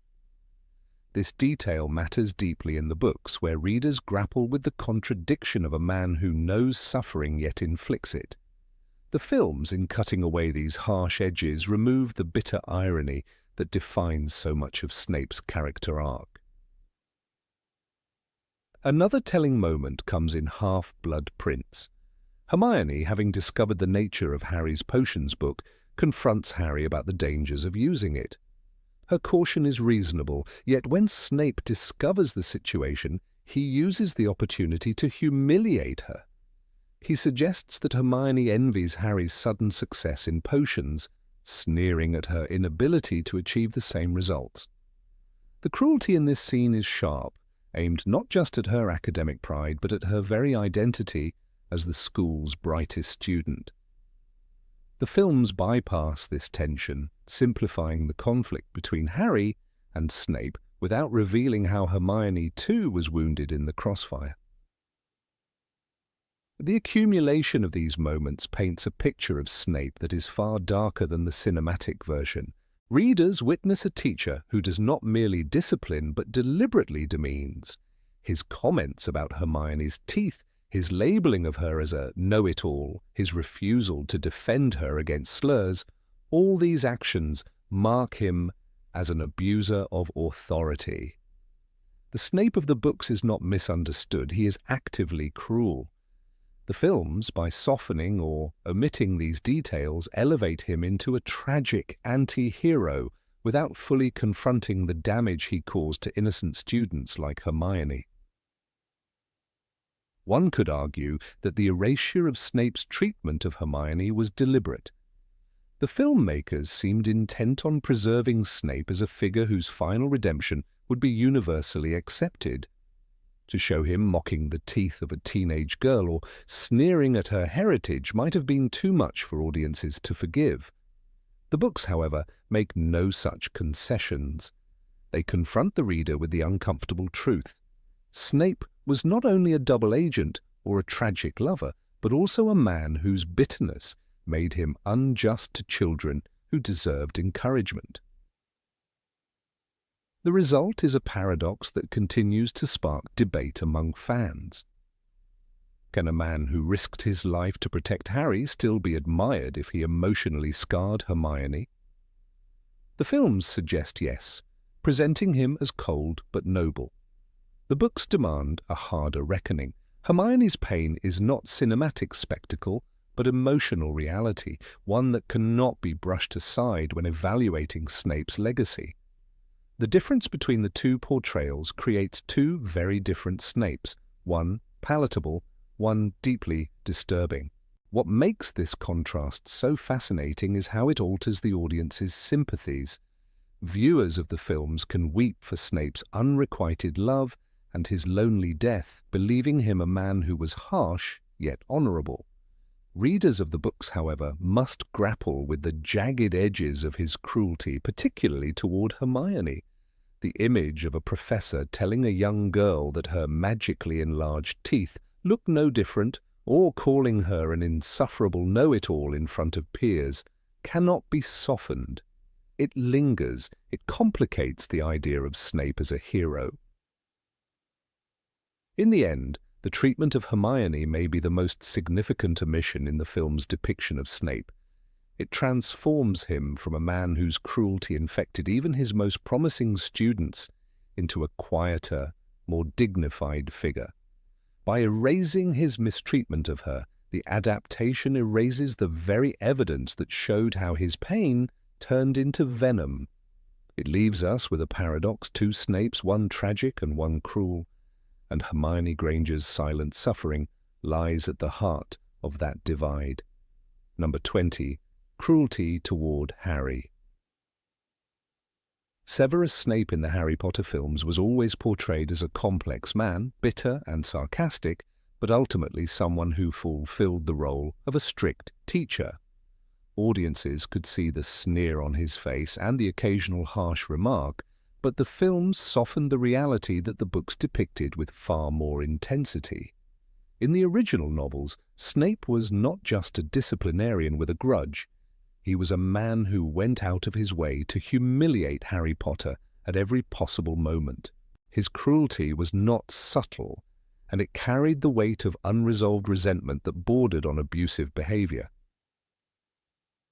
To see the difference, one only needs to compare the text of the books with the muted adaptation in the movies, where Snape's aggression was often disguised as sarcasm rather than outright hostility.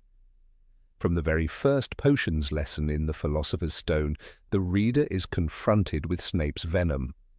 The book makes it clear that Harry entered the dungeon classroom with an open mind, eager to learn, but Snape targeted him immediately. Rowling describes how Snape fired off questions that Harry had no reason to know the answers to, such as, "What would I get if I added powdered root of asphodel to an infusion of wormwood?" The purpose was not education, but humiliation.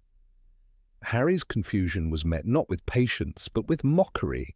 Snape's cold dismissal, "Fame clearly isn't everything," struck the entire class. In the film adaptation, Alan Rickman delivered the line with a sharp edge, but the depth of humiliation was lessened, the context softened, leaving viewers with the impression of a strict but witty professor, rather than a man who took satisfaction in belittling a child. As the series progressed in the books, Snape's cruelty went far beyond verbal attacks. He consistently abused his power as a teacher by docking points from Gryffindor without justification and grading Harry unfairly. Hermione Granger, who was academically brilliant, noticed that Snape deducted marks from Harry's essays regardless of their quality. The novels show a man who twisted school rules for personal vengeance. In The Prisoner of Azkaban, he goes so far as to give Harry detention for cheek when Harry dared to defend himself against insults about his father. The cumulative effect of these moments created a hostile environment where Harry was under constant siege in potions, not because of academic struggle, but because his teacher would not permit him success. The films chose to downplay these moments, reducing them to sharp remarks and sly insults. In The Order of the Phoenix, for instance, Snape teaches occlumency, a subject that was crucial to Harry's survival. In the book, Snape's teaching is characterized by outright hostility.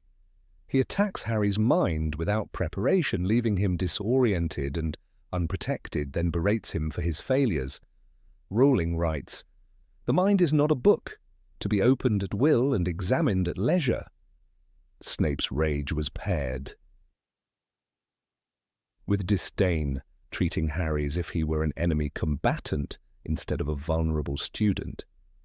In the film version, this sequence is presented with more restraint, framed as strict training rather than the psychological punishment that the books reveal. The change altered the perception of Snape from an abuser of authority to a stern guardian reluctantly trying to help. Perhaps the most striking difference between book and film, Snape lies in the way he used physical intimidation. In The Goblet of Fire, after Rita Skeeter's article falsely painted Harry as unstable, Snape seized the opportunity to ridicule him publicly. During one particularly tense class, he loomed over Harry, threatening to poison him if he didn't complete his work correctly. "I see no difference," Snape sneered when comparing Neville's potion to a bowl of slimy greenish muck. When Harry attempted to protest, Snape threatened to feed it to Neville's toad. Such moments crossed the line from sarcasm to menace. In the films, however, such dangerous threats were omitted, and Snape was depicted as sharp-tongued, but never someone who would openly menace a child's pet in front of the entire class. The books also depict Snape's treatment of Harry as deeply personal, tied to unresolved grudges from his own school days. Every time Harry stood up for himself, Snape saw James Potter's shadow, and the bitterness boiled over. In The Order of the Phoenix, when Harry shouted back during occlumency lessons, Snape's reaction was almost violent. Rowling writes, "Snape's face was inches from Harry's, twisted with fury. You dare use my own spells against me, Potter." This was not the voice of a teacher correcting a pupil, but of a man confronting an enemy. The films gave only flashes of this anger, rarely showing Snape as truly dangerous, instead presenting him as cold and controlled.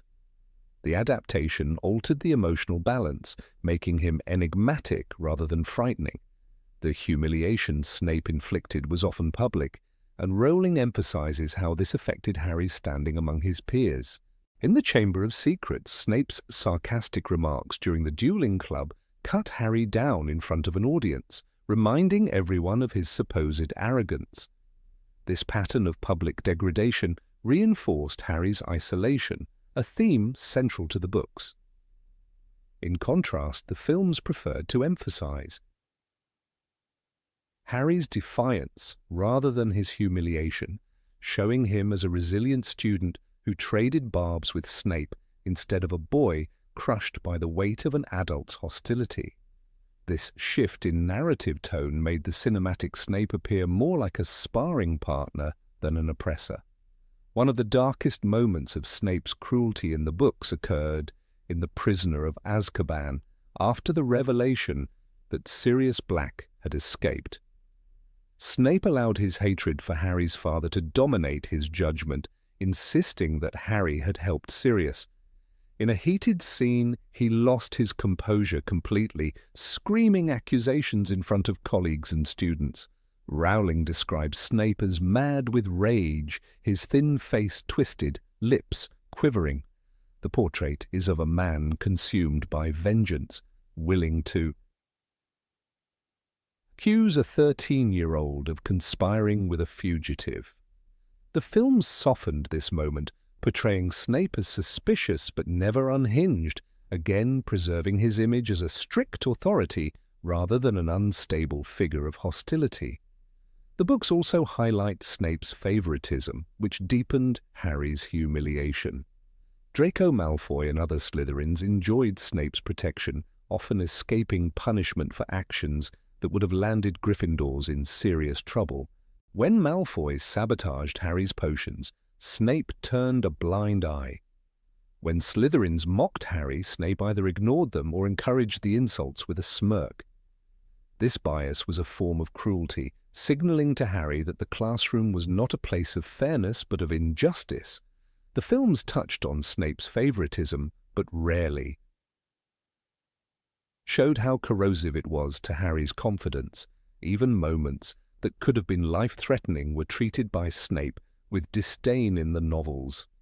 In The Sorcerer's Stone, when Harry's broomstick was jinxed during the Quidditch match, Snape muttered a counter-curse to save him. But his demeanour afterward, cold and accusatory, made Harry doubt his intentions. Later, in The Half-Blood Prince, Snape mocked Harry even as the boy endured dangerous encounters with Death Eaters. His remarks about Harry's arrogance and incompetence carried a venom that implied pleasure in Harry's suffering. These elements were stripped from the films, where Snape's interventions were framed as reluctant acts of protection, reinforcing his eventual redemption arc rather than showcasing the ongoing abuse. The famous moment in The Order of the Phoenix, when Harry saw Snape's memories, added a layer of explanation but not justification. Harry witnessed the bullying of a young Severus by James Potter and Sirius Black, which helped readers understand Snape's bitterness. Yet even then, Rowling does not absolve him. Harry reflects on Snape's choices, recognizing that while the past explains, it does not excuse. In the books, the cruelty Harry endured remains real, painful, and unjustified. The films, however, used this revelation as a turning point to push Snape firmly into the role of a tragic anti-hero, glossing over the fact that he had been relentlessly cruel for years. The effect of this cinematic reinterpretation was profound. Viewers who only saw the films often remembered Snape as a misunderstood guardian whose harshness hid his sacrifices. But readers of the books could not forget the repeated humiliations, the threats, the unfair punishments, and the rage that simmered close to violence. Snape's ultimate loyalty to Dumbledore and his love for Lily Potter were genuine, but they did not erase the reality that for Harry, he was often a source of misery. The films, in simplifying the narrative, traded complexity for sympathy, reshaping Snape into a figure audiences could mourn without reservation. When examining the character across both mediums, it becomes clear that the films chose redemption over realism. The cruel man in the classroom was sanded down into a stern mentor, someone audiences could respect. The book's version was harsher, a man who lashed out at a child for sins he did not commit. Harry's journey through Hogwarts was not just a battle against Voldemort, but a daily struggle against an adult who never allowed him peace. This reality is what makes Snape in the novels so unforgettable. He was not only complicated but dangerous, and the films diminished that danger in favor of myth-making. Number 21, The Greatest Sacrifice. Of all the characters in J.K. Rowling's saga, Severus Snape is perhaps the most misunderstood, and the films did him both justice and injustice at the same time. They gave him the heroic death of a man who revealed his true loyalties too late for anyone but Harry Potter to fully appreciate. But what the films failed to emphasize, and what the books paint with far greater pain, is the true sacrifice Snape made, not the moment of his death, but the life he was forced to live. His entire existence after the fall of Voldemort and Lily Potter's murder was one long act of penance, a ceaseless punishment for his choices as a young man, and a sacrifice of everything human that might have given his days meaning. Consider first the life Snape built at Hogwarts. In the books, Hogwarts is painted as his prison as much as it is his workplace. He was trapped in the very corridors where he once knew Lily Evans, forced to see James Potter's son in every hallway, and endure the snickers of students who knew him as nothing more than the bitter potions master. He had no real friendships among the staff. Minerva McGonagall respected him in the barest professional sense. Phileas Flitwick and Pomona Sprout never sought his company, and even Albus Dumbledore, the only one who truly knew the depth of his sacrifice, kept Snape at arm's length, using him as a piece in a much larger chess game.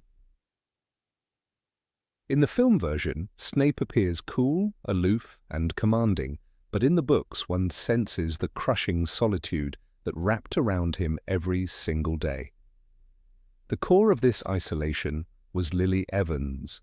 The books make it clear that her memory was the driving force of his entire existence. After all this time, Dumbledore asks him in the Deathly Hallows. "Always," Snape replies. That one word, so beautifully delivered on screen, carries an even heavier weight in the novel. It is not the confession of a man still in love. It is the resignation of someone who has allowed his entire identity to be consumed by guilt and unending devotion. The films presented this as a romantic revelation, but the books emphasize the tragedy. Snape had no other love, no other meaningful bond, no life beyond his youthful mistake and the attempt to make amends. He gave up any chance of moving forward, binding himself eternally to a promise made on the night Lily died. This sacrifice is more painful when we remember how he had to channel that devotion. Dumbledore required him to protect Harry Potter, the living embodiment of both his deepest guilt and his lost happiness. Harry carried Lily's eyes, which was a constant torment, and James Potter's features, which reawakened Snape's bitterness. To teach this boy, to protect him, to defend him at the risk of his own life, while knowing Harry would never truly know why, this was a punishment the films only grazed upon. In the novels, Snape's actions often seem harsh and cruel, but they are revealed as the survival tools of a man forced to endure a situation that was almost unbearable. The films also failed to show the sheer hatred he endured from others. In the books, Sirius Black's contempt is sharper, Remus Lupin's pity more cutting, and Harry's hatred more sustained. He was a man constantly surrounded by people who either disliked him or barely tolerated him. Students whispered of his unfairness, colleagues kept their distance, and the Order of the Phoenix never trusted him. Rowling shows us a man standing perpetually on the outside, denied even the smallest human comfort of companionship. To live decades with that burden is arguably a heavier sacrifice than dying bravely in the Shrieking Shack. Snape's double life made this worse.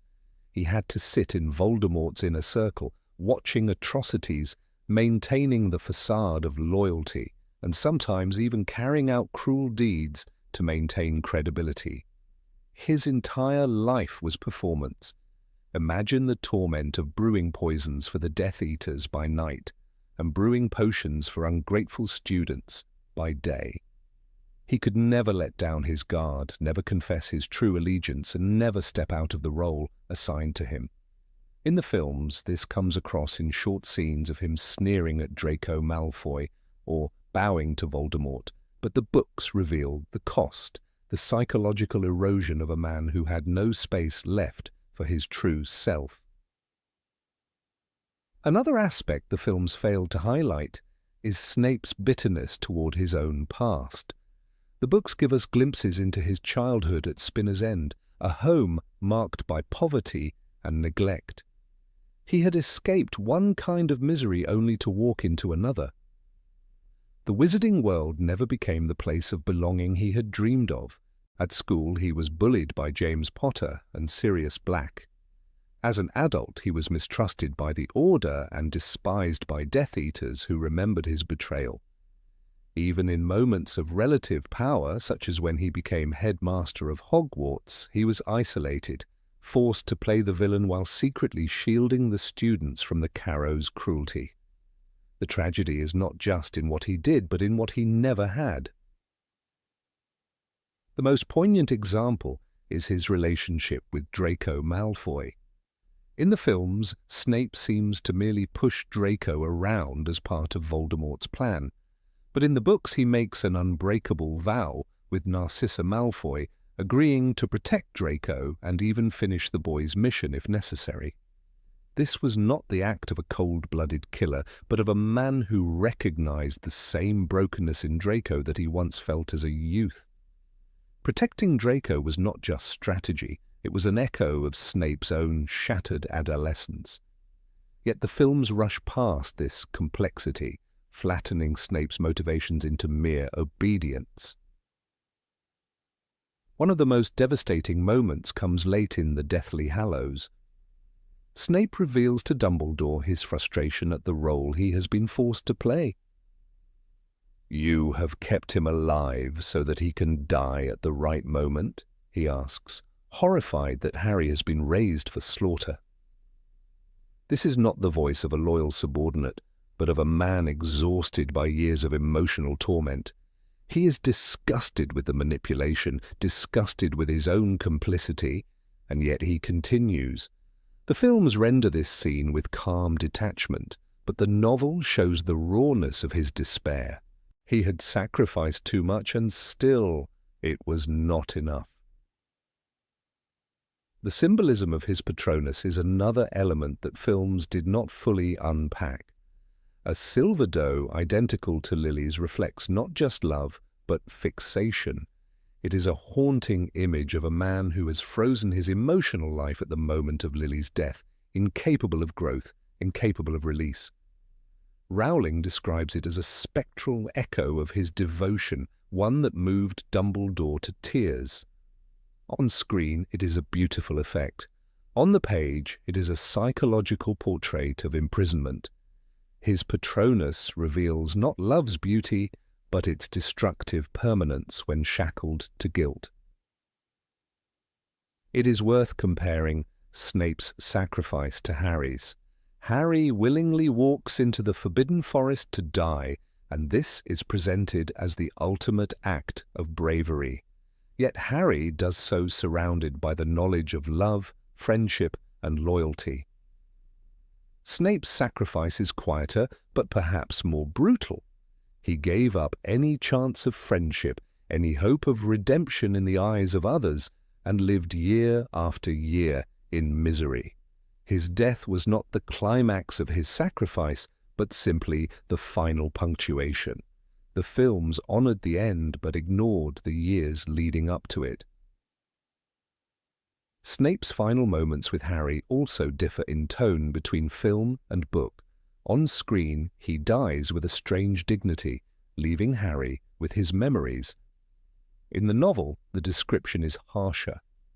Rowling writes, "The green eyes found the black, but after a second, something in the depths of the dark pair seemed to vanish, leaving them fixed, blank, and empty. It is the death of a man who had spent a lifetime emptying himself for others, leaving nothing behind but a story misunderstood by almost everyone." Even after death, Snape's sacrifice is underappreciated. Harry later names his son Albus Severus, calling him the bravest man I ever knew. The films end with this line, giving Snape a final redemption in the eyes of the audience. But the books leave a more bitter taste. Harry understands Snape's courage, but no one else truly does. The wizarding world moves on. Snape remains a figure of controversy, his decades of suffering reduced to a footnote. It is a reminder that true sacrifices are often invisible. The greatest tragedy, then, is that Snape's life was one long payment for the mistakes of youth. He joined the Death Eaters out of anger and ambition. He lost Lily out of cruelty and carelessness, and he spent the rest of his life in penance, never forgiven, never freed. The films show the surface of this redemption, but the books force us to dwell in it. They make us feel the emptiness of his office, the bitterness of his classroom, and the unrelenting solitude of his existence. To watch him sneer and scowl is to see the armor of a man already broken inside. Severus Snape's sacrifice was not a single moment of bravery, but an entire life stripped of joy. The films, by focusing on his death, simplified his arc into a neat revelation. The books insist we understand the deeper truth, that the greatest sacrifice is not how you die, but how you endure. Snape endured hatred, guilt, and loneliness for decades. He protected the child of his enemy, upheld promises that poisoned his heart, and lived with the ghost of Lily Evans in every breath he took. His was not just the story of redemption, but of relentless suffering, the most profound and haunting sacrifice in the entire Harry Potter universe. Number 22, magical talent. In the Harry Potter films, Severus Snape is remembered by most audiences as a stern, intimidating teacher, a skilled potions master, and a man whose loyalties are always shrouded in mystery. Yet J.K. Rowling's books reveal a figure of much greater magical complexity, a wizard whose intellectual brilliance extended far beyond potion-making. The films, with their limited time and focus, flattened Snape into a narrow role, emphasizing his sarcastic remarks and foreboding presence in the dungeon classroom, but leaving aside the extraordinary breadth of his magical genius. It is within the pages of the novels that Snape's abilities come alive, showing him not merely as a competent specialist, but as a universal wizard capable of feats that rival the greatest names of his era. Perhaps the most overlooked aspect of Snape's brilliance lies in his creativity with spells. In Harry Potter and the Half-Blood Prince, Harry discovers the battered old potions textbook once owned by the Half-Blood Prince. Written in the margins are notes that turn ordinary instructions into revolutionary improvements. Harry finds more than shortcuts in brewing potions. He finds entirely new spells crafted by Snape himself when he was still a student. The infamous Sectum Sempra, scrawled almost casually in the book, is described by Rowling as for enemies. When Harry tries it on Draco Malfoy, the devastating effect of gashes and blood proves how advanced the magic is. This was not the work of a young wizard playing with simple charms. It was the dangerous creation of someone with a profound and daring grasp of magical theory.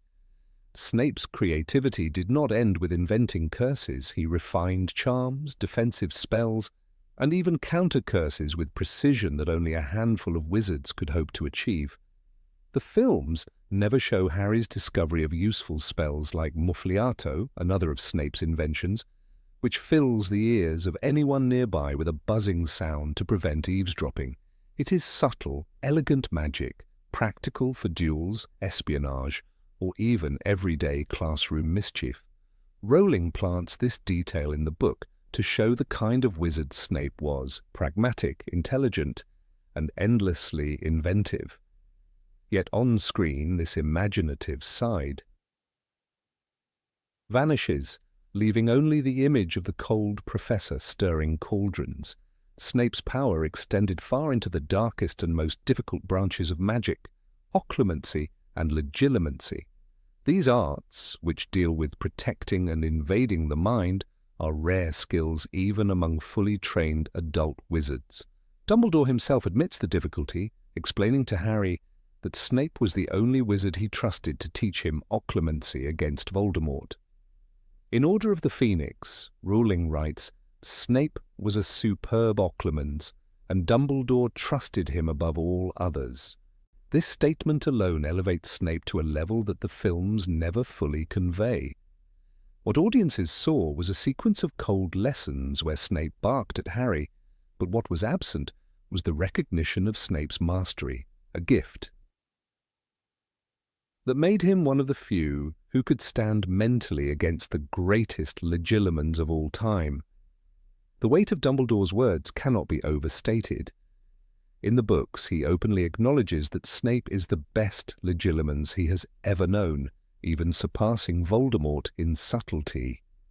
This mastery allowed Snape to play the most dangerous double role in the wizarding world, convincing the Dark Lord of his loyalty while secretly working for Dumbledore.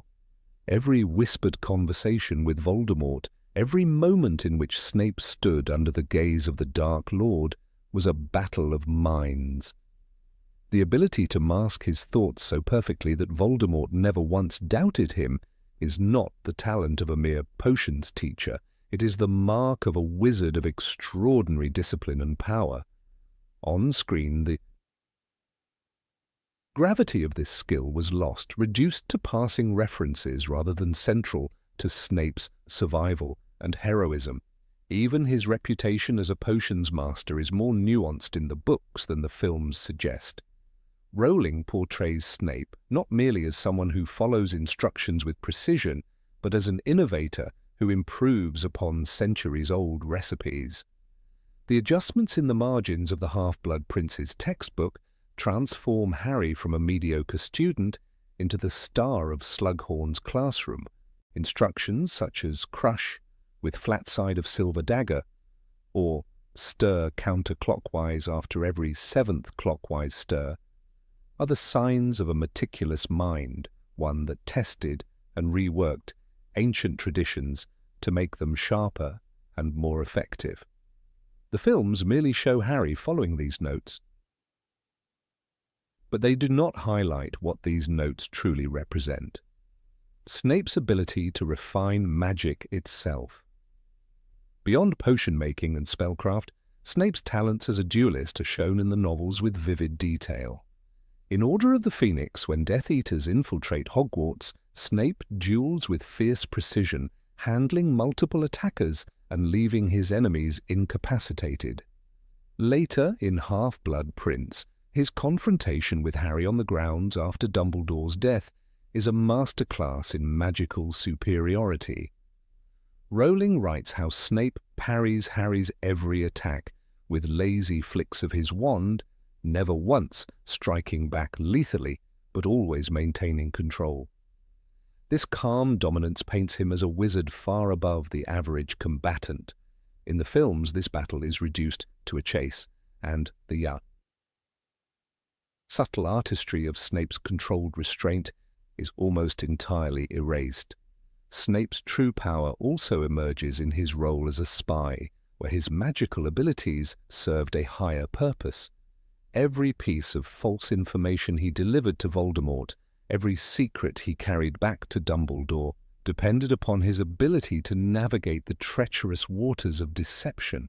When Dumbledore himself says, "I trust Severus Snape completely," it is not just a statement of faith, but of recognition that Snape's magical skills made him indispensable. Trusting someone to live inside Voldemort's circle required not only courage, but mastery of the most advanced magical arts. Without Snape's skill, the Order of the Phoenix would have had no eyes or ears inside their enemy's camp. It is telling that even Voldemort underestimated him. In Deathly Hallows, Snape holds his composure when Voldemort questions him about the Elder Wand and the fate of Harry. Few dared to look the Dark Lord in the eye, yet Snape stood before him with confidence, masking his thoughts even as he faced suspicion. The very fact that Voldemort felt the need to kill Snape to ensure the wand's loyalty proves how deeply Snape had entangled himself in the fabric of the Dark Lord's plans. It is one of the greatest ironies of the series. Voldemort feared betrayal, but he never truly understood the depth of Snape's double game. This tension between appearance and reality is precisely where Snape's magical genius shines brightest. His magical knowledge extended to rare and obscure areas.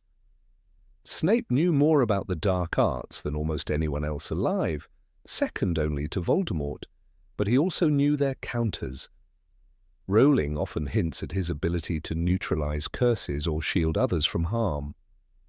When Dumbledore's hand is cursed by Marvolo Gaunt's ring, Snape does not cure it, no magic could, but he contains the spread of the fatal curse, buying Dumbledore a year of life. This act alone required magic of a level most wizards could never dream of achieving. The films condense this into a brief mention, but in the book it is described as one of the greatest demonstrations of Snape's knowledge, combining both dark arts expertise and healing craft. It is also important to recognize Snape's discipline in maintaining his cover.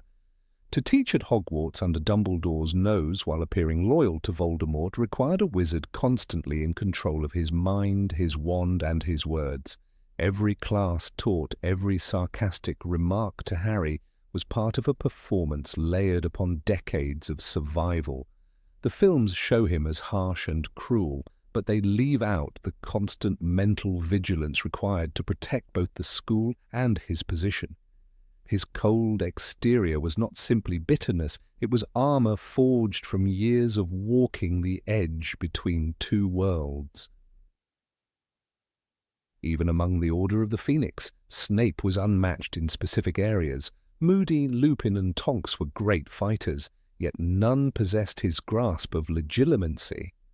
McGonagall was brilliant in transfiguration, but she did not create spells or improve potions as Snape did. Each member of the Order had their strengths, but Snape was the most well-rounded. Dumbledore himself recognized this, calling him indispensable. In Deathly Hallows, when Snape assumes the role of headmaster of Hogwarts, he manages to protect the students as best as he can, subtly shielding them while maintaining his disguise. It is a role that required not only courage, but the highest levels of magical discipline. Snape's hidden genius becomes most evident in the final revelation of his memories. In the Pensieve, Harry sees flashes not only of his love for Lily, but also the scale of his sacrifices and his mastery of magic. He sees Snape performing spells with precision, protecting Harry in ways Harry never realized, and manipulating circumstances with subtlety that even Dumbledore sometimes underestimated. Rowling frames these scenes not just as emotional revelations, but as evidence of Snape's depth, a man who lived his life in shadows but with a brilliance that outshone most of his peers. In the end, the films give us Alan Rickman's unforgettable portrayal, filled with dignity and mystery, but they reduce the scale of Snape's abilities to a narrow role. The books remind us that Severus Snape was much more, a creator of magic, a master of the mind, a skilled duelist, and a spy who lived in constant danger. He was not just a potions master, he was one of the most versatile and gifted wizards of his generation. By neglecting these details, the films obscure the truth that Snape's legacy lies not only in his tragic love story, but in the sheer magnitude of his magical genius. Number 23, his cruel tongue. Severus Snape in the films cuts a figure of quiet menace, a man who speaks rarely, his tone clipped and elegant, his sarcasm delivered with the precision of a knife, but without lingering malice. Yet the novels reveal a far darker portrait of him. On the page, Snape's words are not simply cold, they are brutal. His language becomes a weapon, one he wields with merciless intent. When read closely, the difference between the restrained screen version and the mercilessly cutting book version is startling, and it reshapes the way we perceive his entire character. The cruelty of Snape's tongue in the books is not an accessory trait, but a central part of his identity, the weapon through which he exerts control and inflicts humiliation. Consider the classroom. In the films, Snape glides through his lessons with icy sarcasm, often throwing a quick, cutting remark in Harry's direction. "Clearly, fame isn't everything," he says in the first movie, a line that fans remember for its succinct elegance. Yet in J.K. Rowling's writing, his tirades are far more vicious. The novel Harry Potter and the Philosopher's Stone contains a moment where Snape sneers at Harry with deliberate cruelty. "Fame isn't everything, Mr. Potter." But he does not stop there. He mocks Neville for failing to distinguish between two ingredients, reducing him to tears, and he ridicules Hermione's enthusiasm in a way that makes her shrink in her seat. These are not casual quips, but deliberate demolitions of adolescent confidence. The film captures the coldness, but strips away the relish with which Snape digs into the wounds of children. One of the most telling contrasts comes in Harry Potter and the Prisoner of Azkaban. In Alfonso Cuarón's film, Snape protects the trio from the werewolf and shields them with a dramatic sweep of his robes, an act that suggests hidden heroism. But in the book, before that moment of courage, Snape has spent years systematically tearing apart the fragile sense of belonging Harry, Neville, and others try to build. He humiliates Neville with such frequency that Lupin himself intervenes, remarking how unkindly Snape treats him. In class, Snape says, "Why do you all have such difficulty with simple instructions?" The words sound innocuous in summary, but Rowling gives them the sting of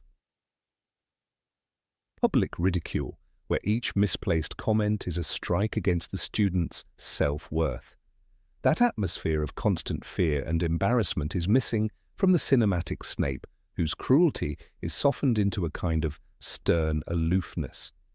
The novels reveal that Snape could draw blood with nothing more than a glance, paired with a cruelly chosen phrase. Take the scene in Harry Potter and the Order of the Phoenix when Harry attempts to learn occlumency. On screen, Snape is merely impatient, commanding Harry to clear his mind. In the book, the interaction is far more vicious. Snape mocks Harry's every failure with phrases that belittle his abilities and identity. When Harry struggles, Snape taunts, "You are weak, Potter. You have no control." These words are devastating because they pierce. Harry at his core, the very place where his doubts about himself already fester. It is not simply that Snape criticizes, it is that he identifies the most vulnerable aspect of Harry's psyche and twists the knife with surgical cruelty. For Hermione, the sting of Snape's tongue is equally sharp in the novels. The films portray their interactions as limited, with Snape occasionally brushing her aside with a single cold remark. Yet in Philosopher's Stone, Rowling describes Snape sneering at her eagerness. "Why aren't you all copying that down?" he asks the class, ignoring her raised hand, before adding with disdain, "You think you're cleverer than the rest of them, do you?" This verbal assault is not a passing insult, but an act that isolates her from her peers in front of the entire classroom. Snape transforms Hermione's intelligence from a strength into a source of shame. That kind of psychological attack is barely visible in the films, where Hermione's brilliance is celebrated without the constant weight of Snape's attempts to undermine her. Neville Longbottom, perhaps more than anyone else, suffers under Snape's barbed tongue in the books. The films make light of his clumsiness, portraying him as comic relief, but the novels lay bare the cruelty of Snape's treatment.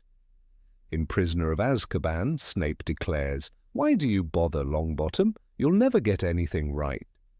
These words devastate Neville, reinforcing the message that he is worthless. The torment is so severe that when confronted with a boggart, Neville's greatest fear manifests not as a monster, but as Professor Snape himself. That single detail written with chilling clarity, underscores just how damaging Snape's verbal cruelty is. The fear of humiliation of being verbally shredded in front of peers is more terrifying to Neville than the prospect of facing a deadly creature. It is a level of psychological realism that the films never dared to capture. Even Draco Malfoy, a Slytherin protégé, is not shielded from Snape's tongue in the novels. While Snape protects his house, he does not hesitate to cut Draco down when he feels it necessary. Yet this nuance is absent in the films, which present Snape as a near-constant ally of the Slytherins. Ruling Snape, however, had the capacity to turn his cruelty on anyone, regardless of allegiance. His weapon was impartial in that sense, but always sharpened to maximize humiliation. By reducing his verbal savagery, the films inadvertently turned Snape into a more sympathetic figure than Rowling may have intended. Another powerful example is found in Goblet of Fire, when Harry insists that Voldemort has returned.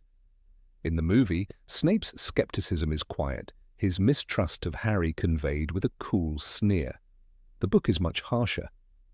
Snape ridicules Harry's claims, presenting him to others as a liar and attention-seeker. His words spread doubt about Harry's sanity at a time when the boy desperately needs allies. The cutting nature of these remarks is more than a personal insult. It is an attack on Harry's credibility and his ability to rally support against Voldemort. This calculated cruelty is a strategic weapon designed to isolate Harry further, and it highlights Snape's dangerous influence in the story.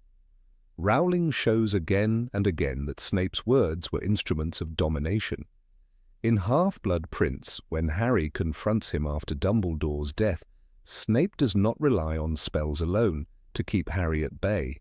He continues to mock Harry, even in the middle of a battle, blocked again and again and again until you learn to keep your mouth shut and your mind closed, Potter. He spits. This isn't just physical combat. It is psychological warfare. He attacks Harry's abilities, confidence, and very identity. The films, constrained by time and pacing, often mute these exchanges, presenting only the surface conflict. The searing cruelty of the book's Snape is lost in translation. The starkest omission is the cumulative effect of Snape's words. In the book, students dread his class not just for the difficulty of the subject, but for the verbal humiliation that awaits them. The classroom becomes a battlefield where every mistake is a potential wound. Ron Weasley, who in the films is mostly spared from Snape's wrath, suffers repeated humiliations in the books. Snape sneers at his potion-making attempts, telling him his work resembles nothing more than filthy mud. Such relentless derision leaves its mark, shaping the way students view themselves. This atmosphere of constant cruelty builds a portrait of Snape not merely as strict, but as emotionally destructive. Alan Rickman's portrayal gave Snape a gravitas and restraint that captivated audiences. His silky delivery, his deliberate pauses, and the elegance of his sarcasm created an enigmatic aura. But the screen Snape is a softened version, stripped of the raw cruelty that defined him in Rowling's prose. Rickman gave us a man who inspired awe and curiosity. Rowling gave us a man who inspired fear, resentment, and often despair. The difference lies in the voice, the words that cut deeper than any wand. The artistic choice to downplay Snape's cruel tongue may have been necessary for film audiences.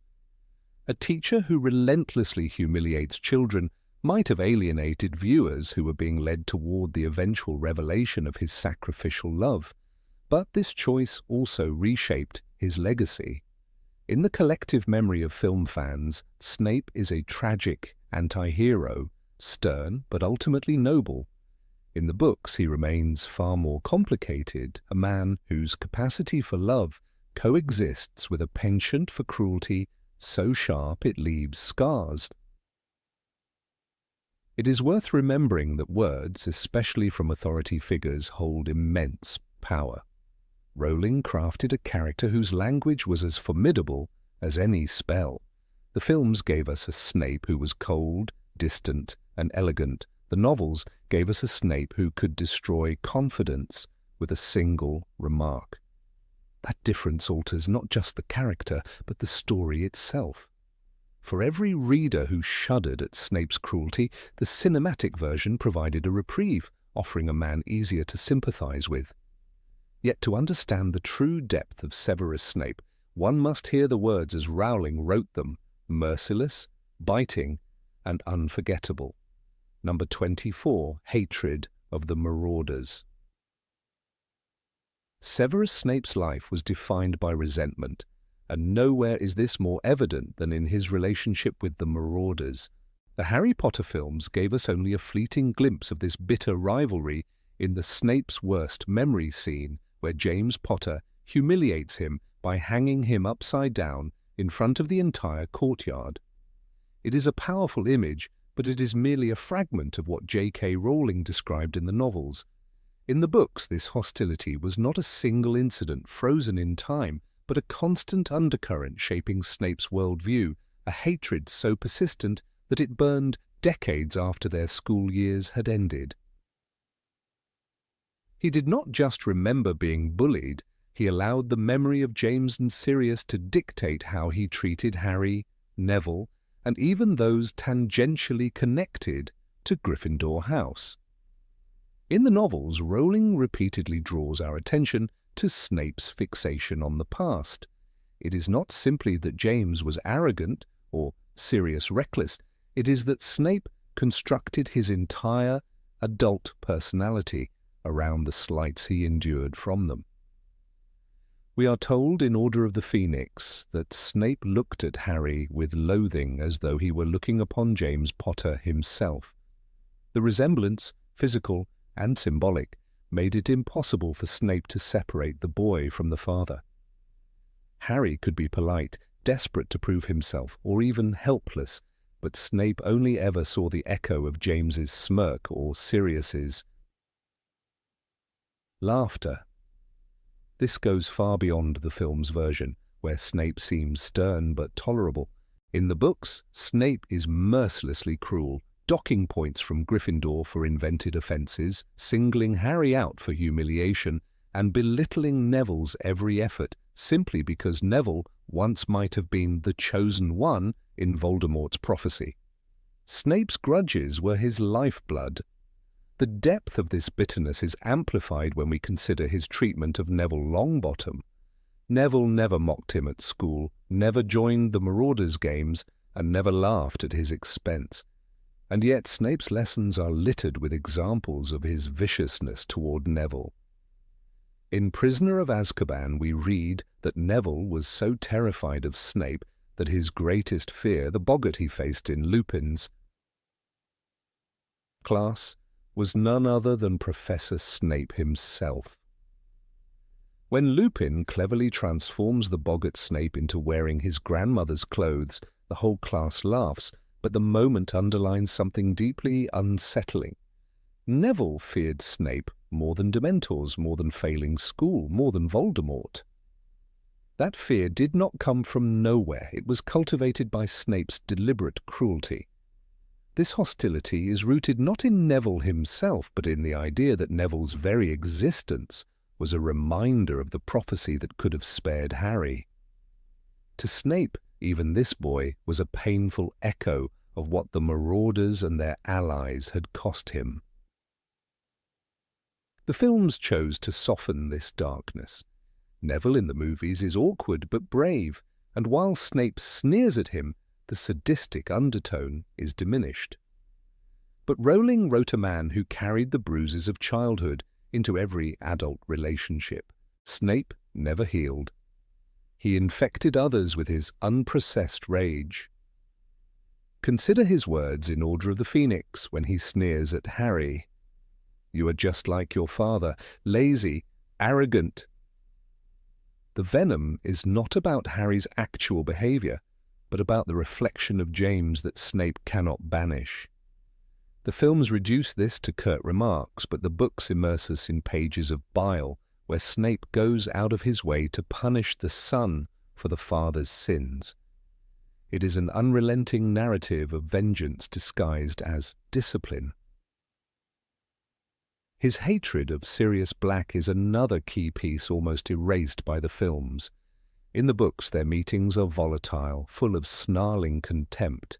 When Sirius is trapped in Grimmauld Place, restless and frustrated, Snape needles him with mocking reminders that he is stuck in his mother's house, hiding, while the real fighters are out risking their lives.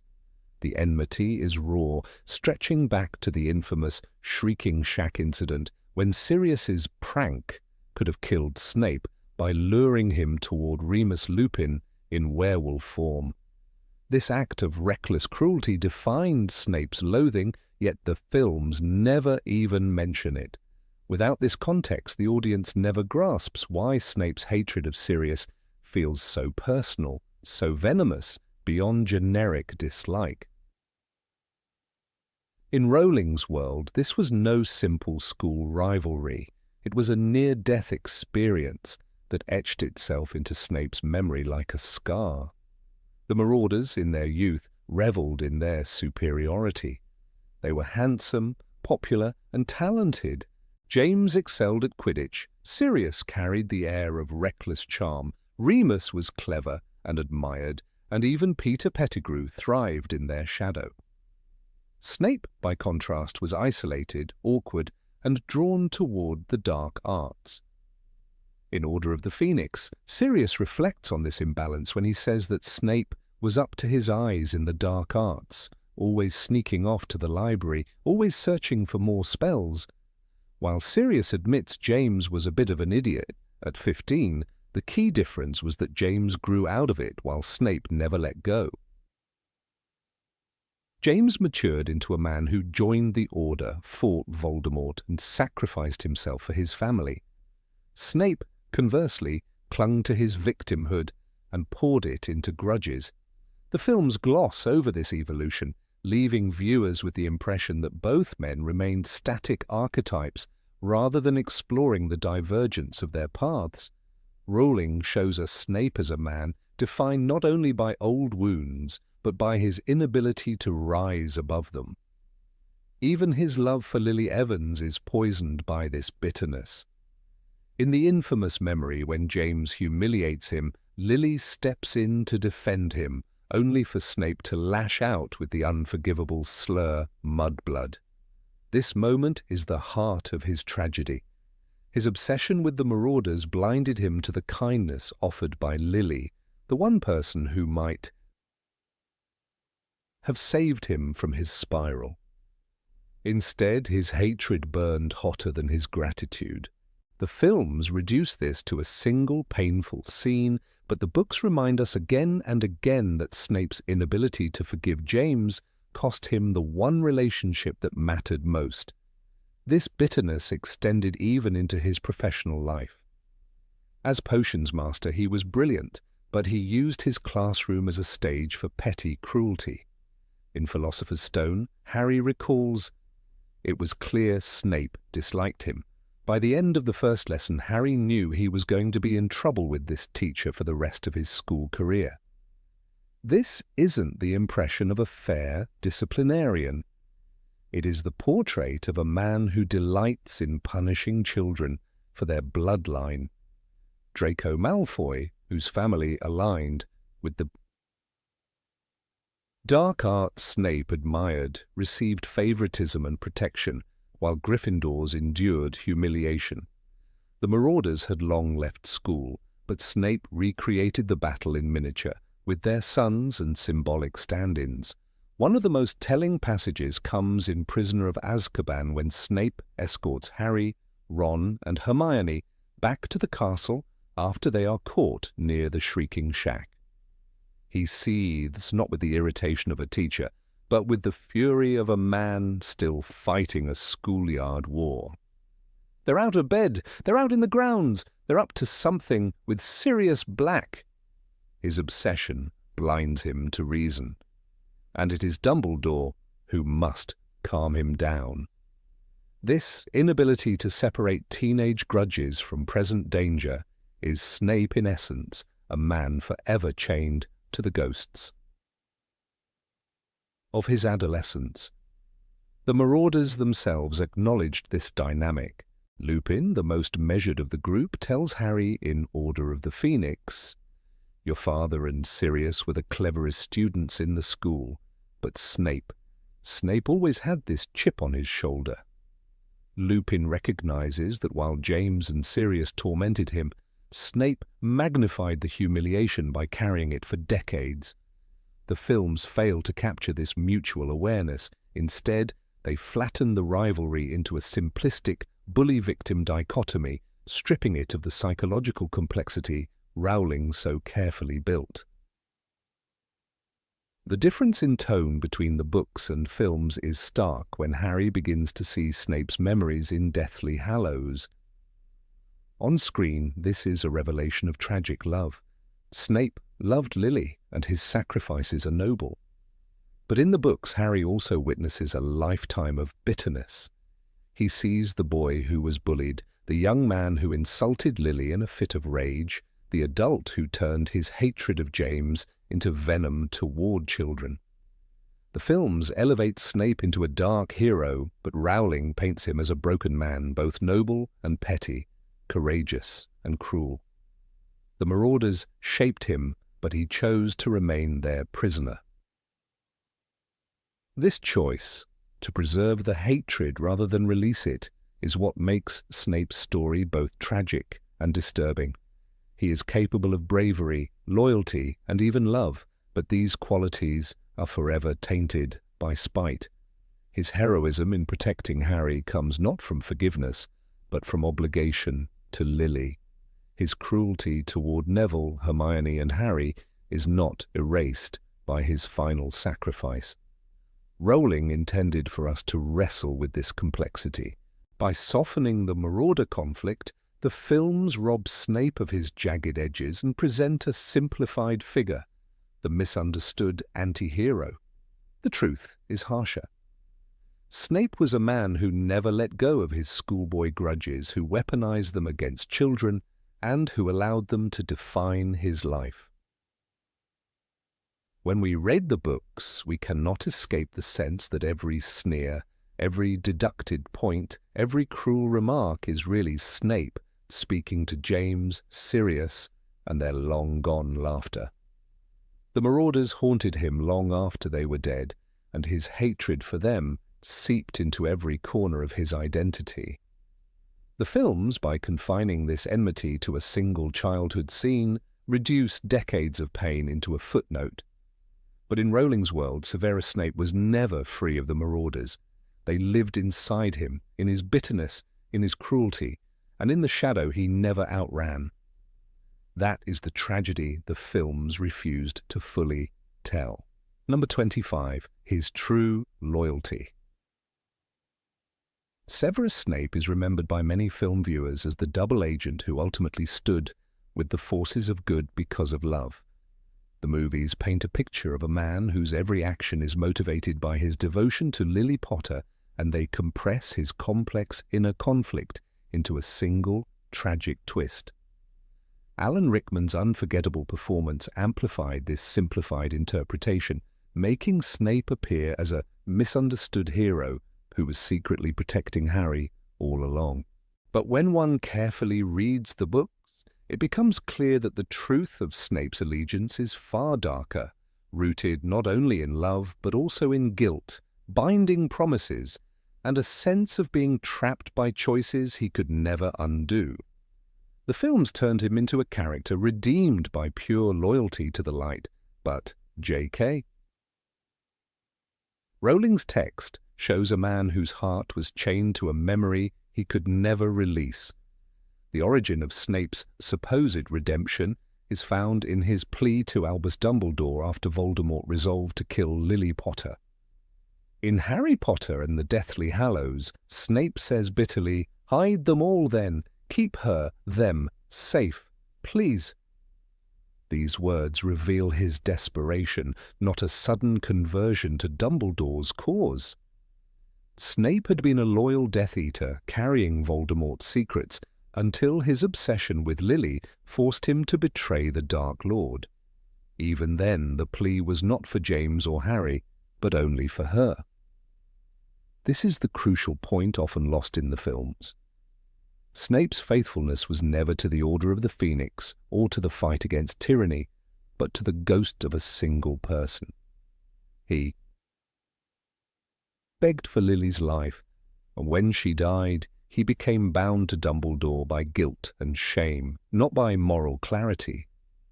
The vow he made to protect her son was more of a punishment than a calling. The films hint at this complexity, but they frame Snape's arc as a revelation of hidden nobility. Viewers are led to weep when Harry looks into the pensieve and sees the memory of Snape holding Lily's lifeless body, whispering her name with agony. This scene is powerful, but it gives the impression that Snape's entire life after that night was a selfless mission to honor her. The truth, written in Rowling's novels, is far more complicated. Snape was not a man at peace with his mission. He was a man consumed. His teaching was cruel, his loyalties murky, and his moments of kindness always tainted with bitterness. The vow to protect Harry was Dumbledore's tool to harness Snape's grief, but Snape's heart never truly belonged to Harry himself. His loyalty remained chained to Lily, frozen in time on the night she died. When examining Snape's relationship with Harry, the distortion of the films becomes especially clear.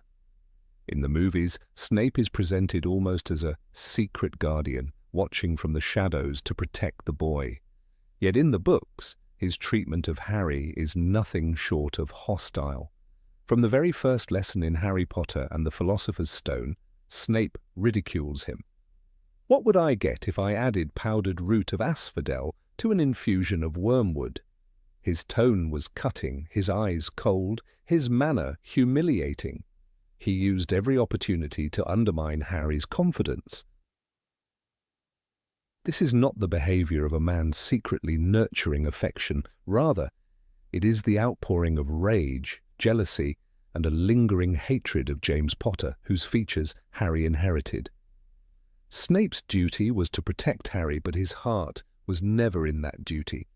For Snape, Harry was not Lily's child, but James's son, the living embodiment of his rival. The most important revelation about Snape's loyalty comes in the conversation with Dumbledore when he conjures his Patronus, the Silver Doe. Dumbledore asks, "After all this time?" And Snape replies, "Always." The films immortalize this exchange as a romantic confession, a proof of eternal devotion. But beneath the beauty of the moment lies something unsettling. Snape's entire identity was locked in a single word. Always. He had frozen his life. At the point of Lily's death, unable to move forward, unable to love another, unable to forgive himself. It is touching, but also deeply tragic. His faithfulness was not to a cause, not even to life itself, but to a memory. This obsession rendered him incapable of true redemption, for he never cared for the wider world, only for the shadow of a woman long gone. The forced nature of Snape's allegiance to Dumbledore further complicates his portrayal. After Lily's death, Snape came to Dumbledore, shattered, begging for protection for her son. Dumbledore, always the strategist, did not offer mercy freely.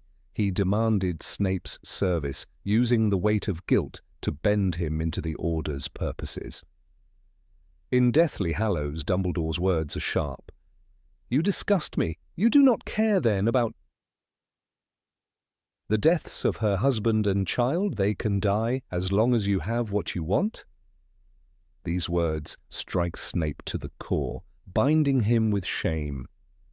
The loyalty he gives thereafter is less about personal choice and more about penance. This subtle coercion is barely addressed in the films, which instead suggest that Snape freely chose the side of good. In truth, his oath was a chain he could never break.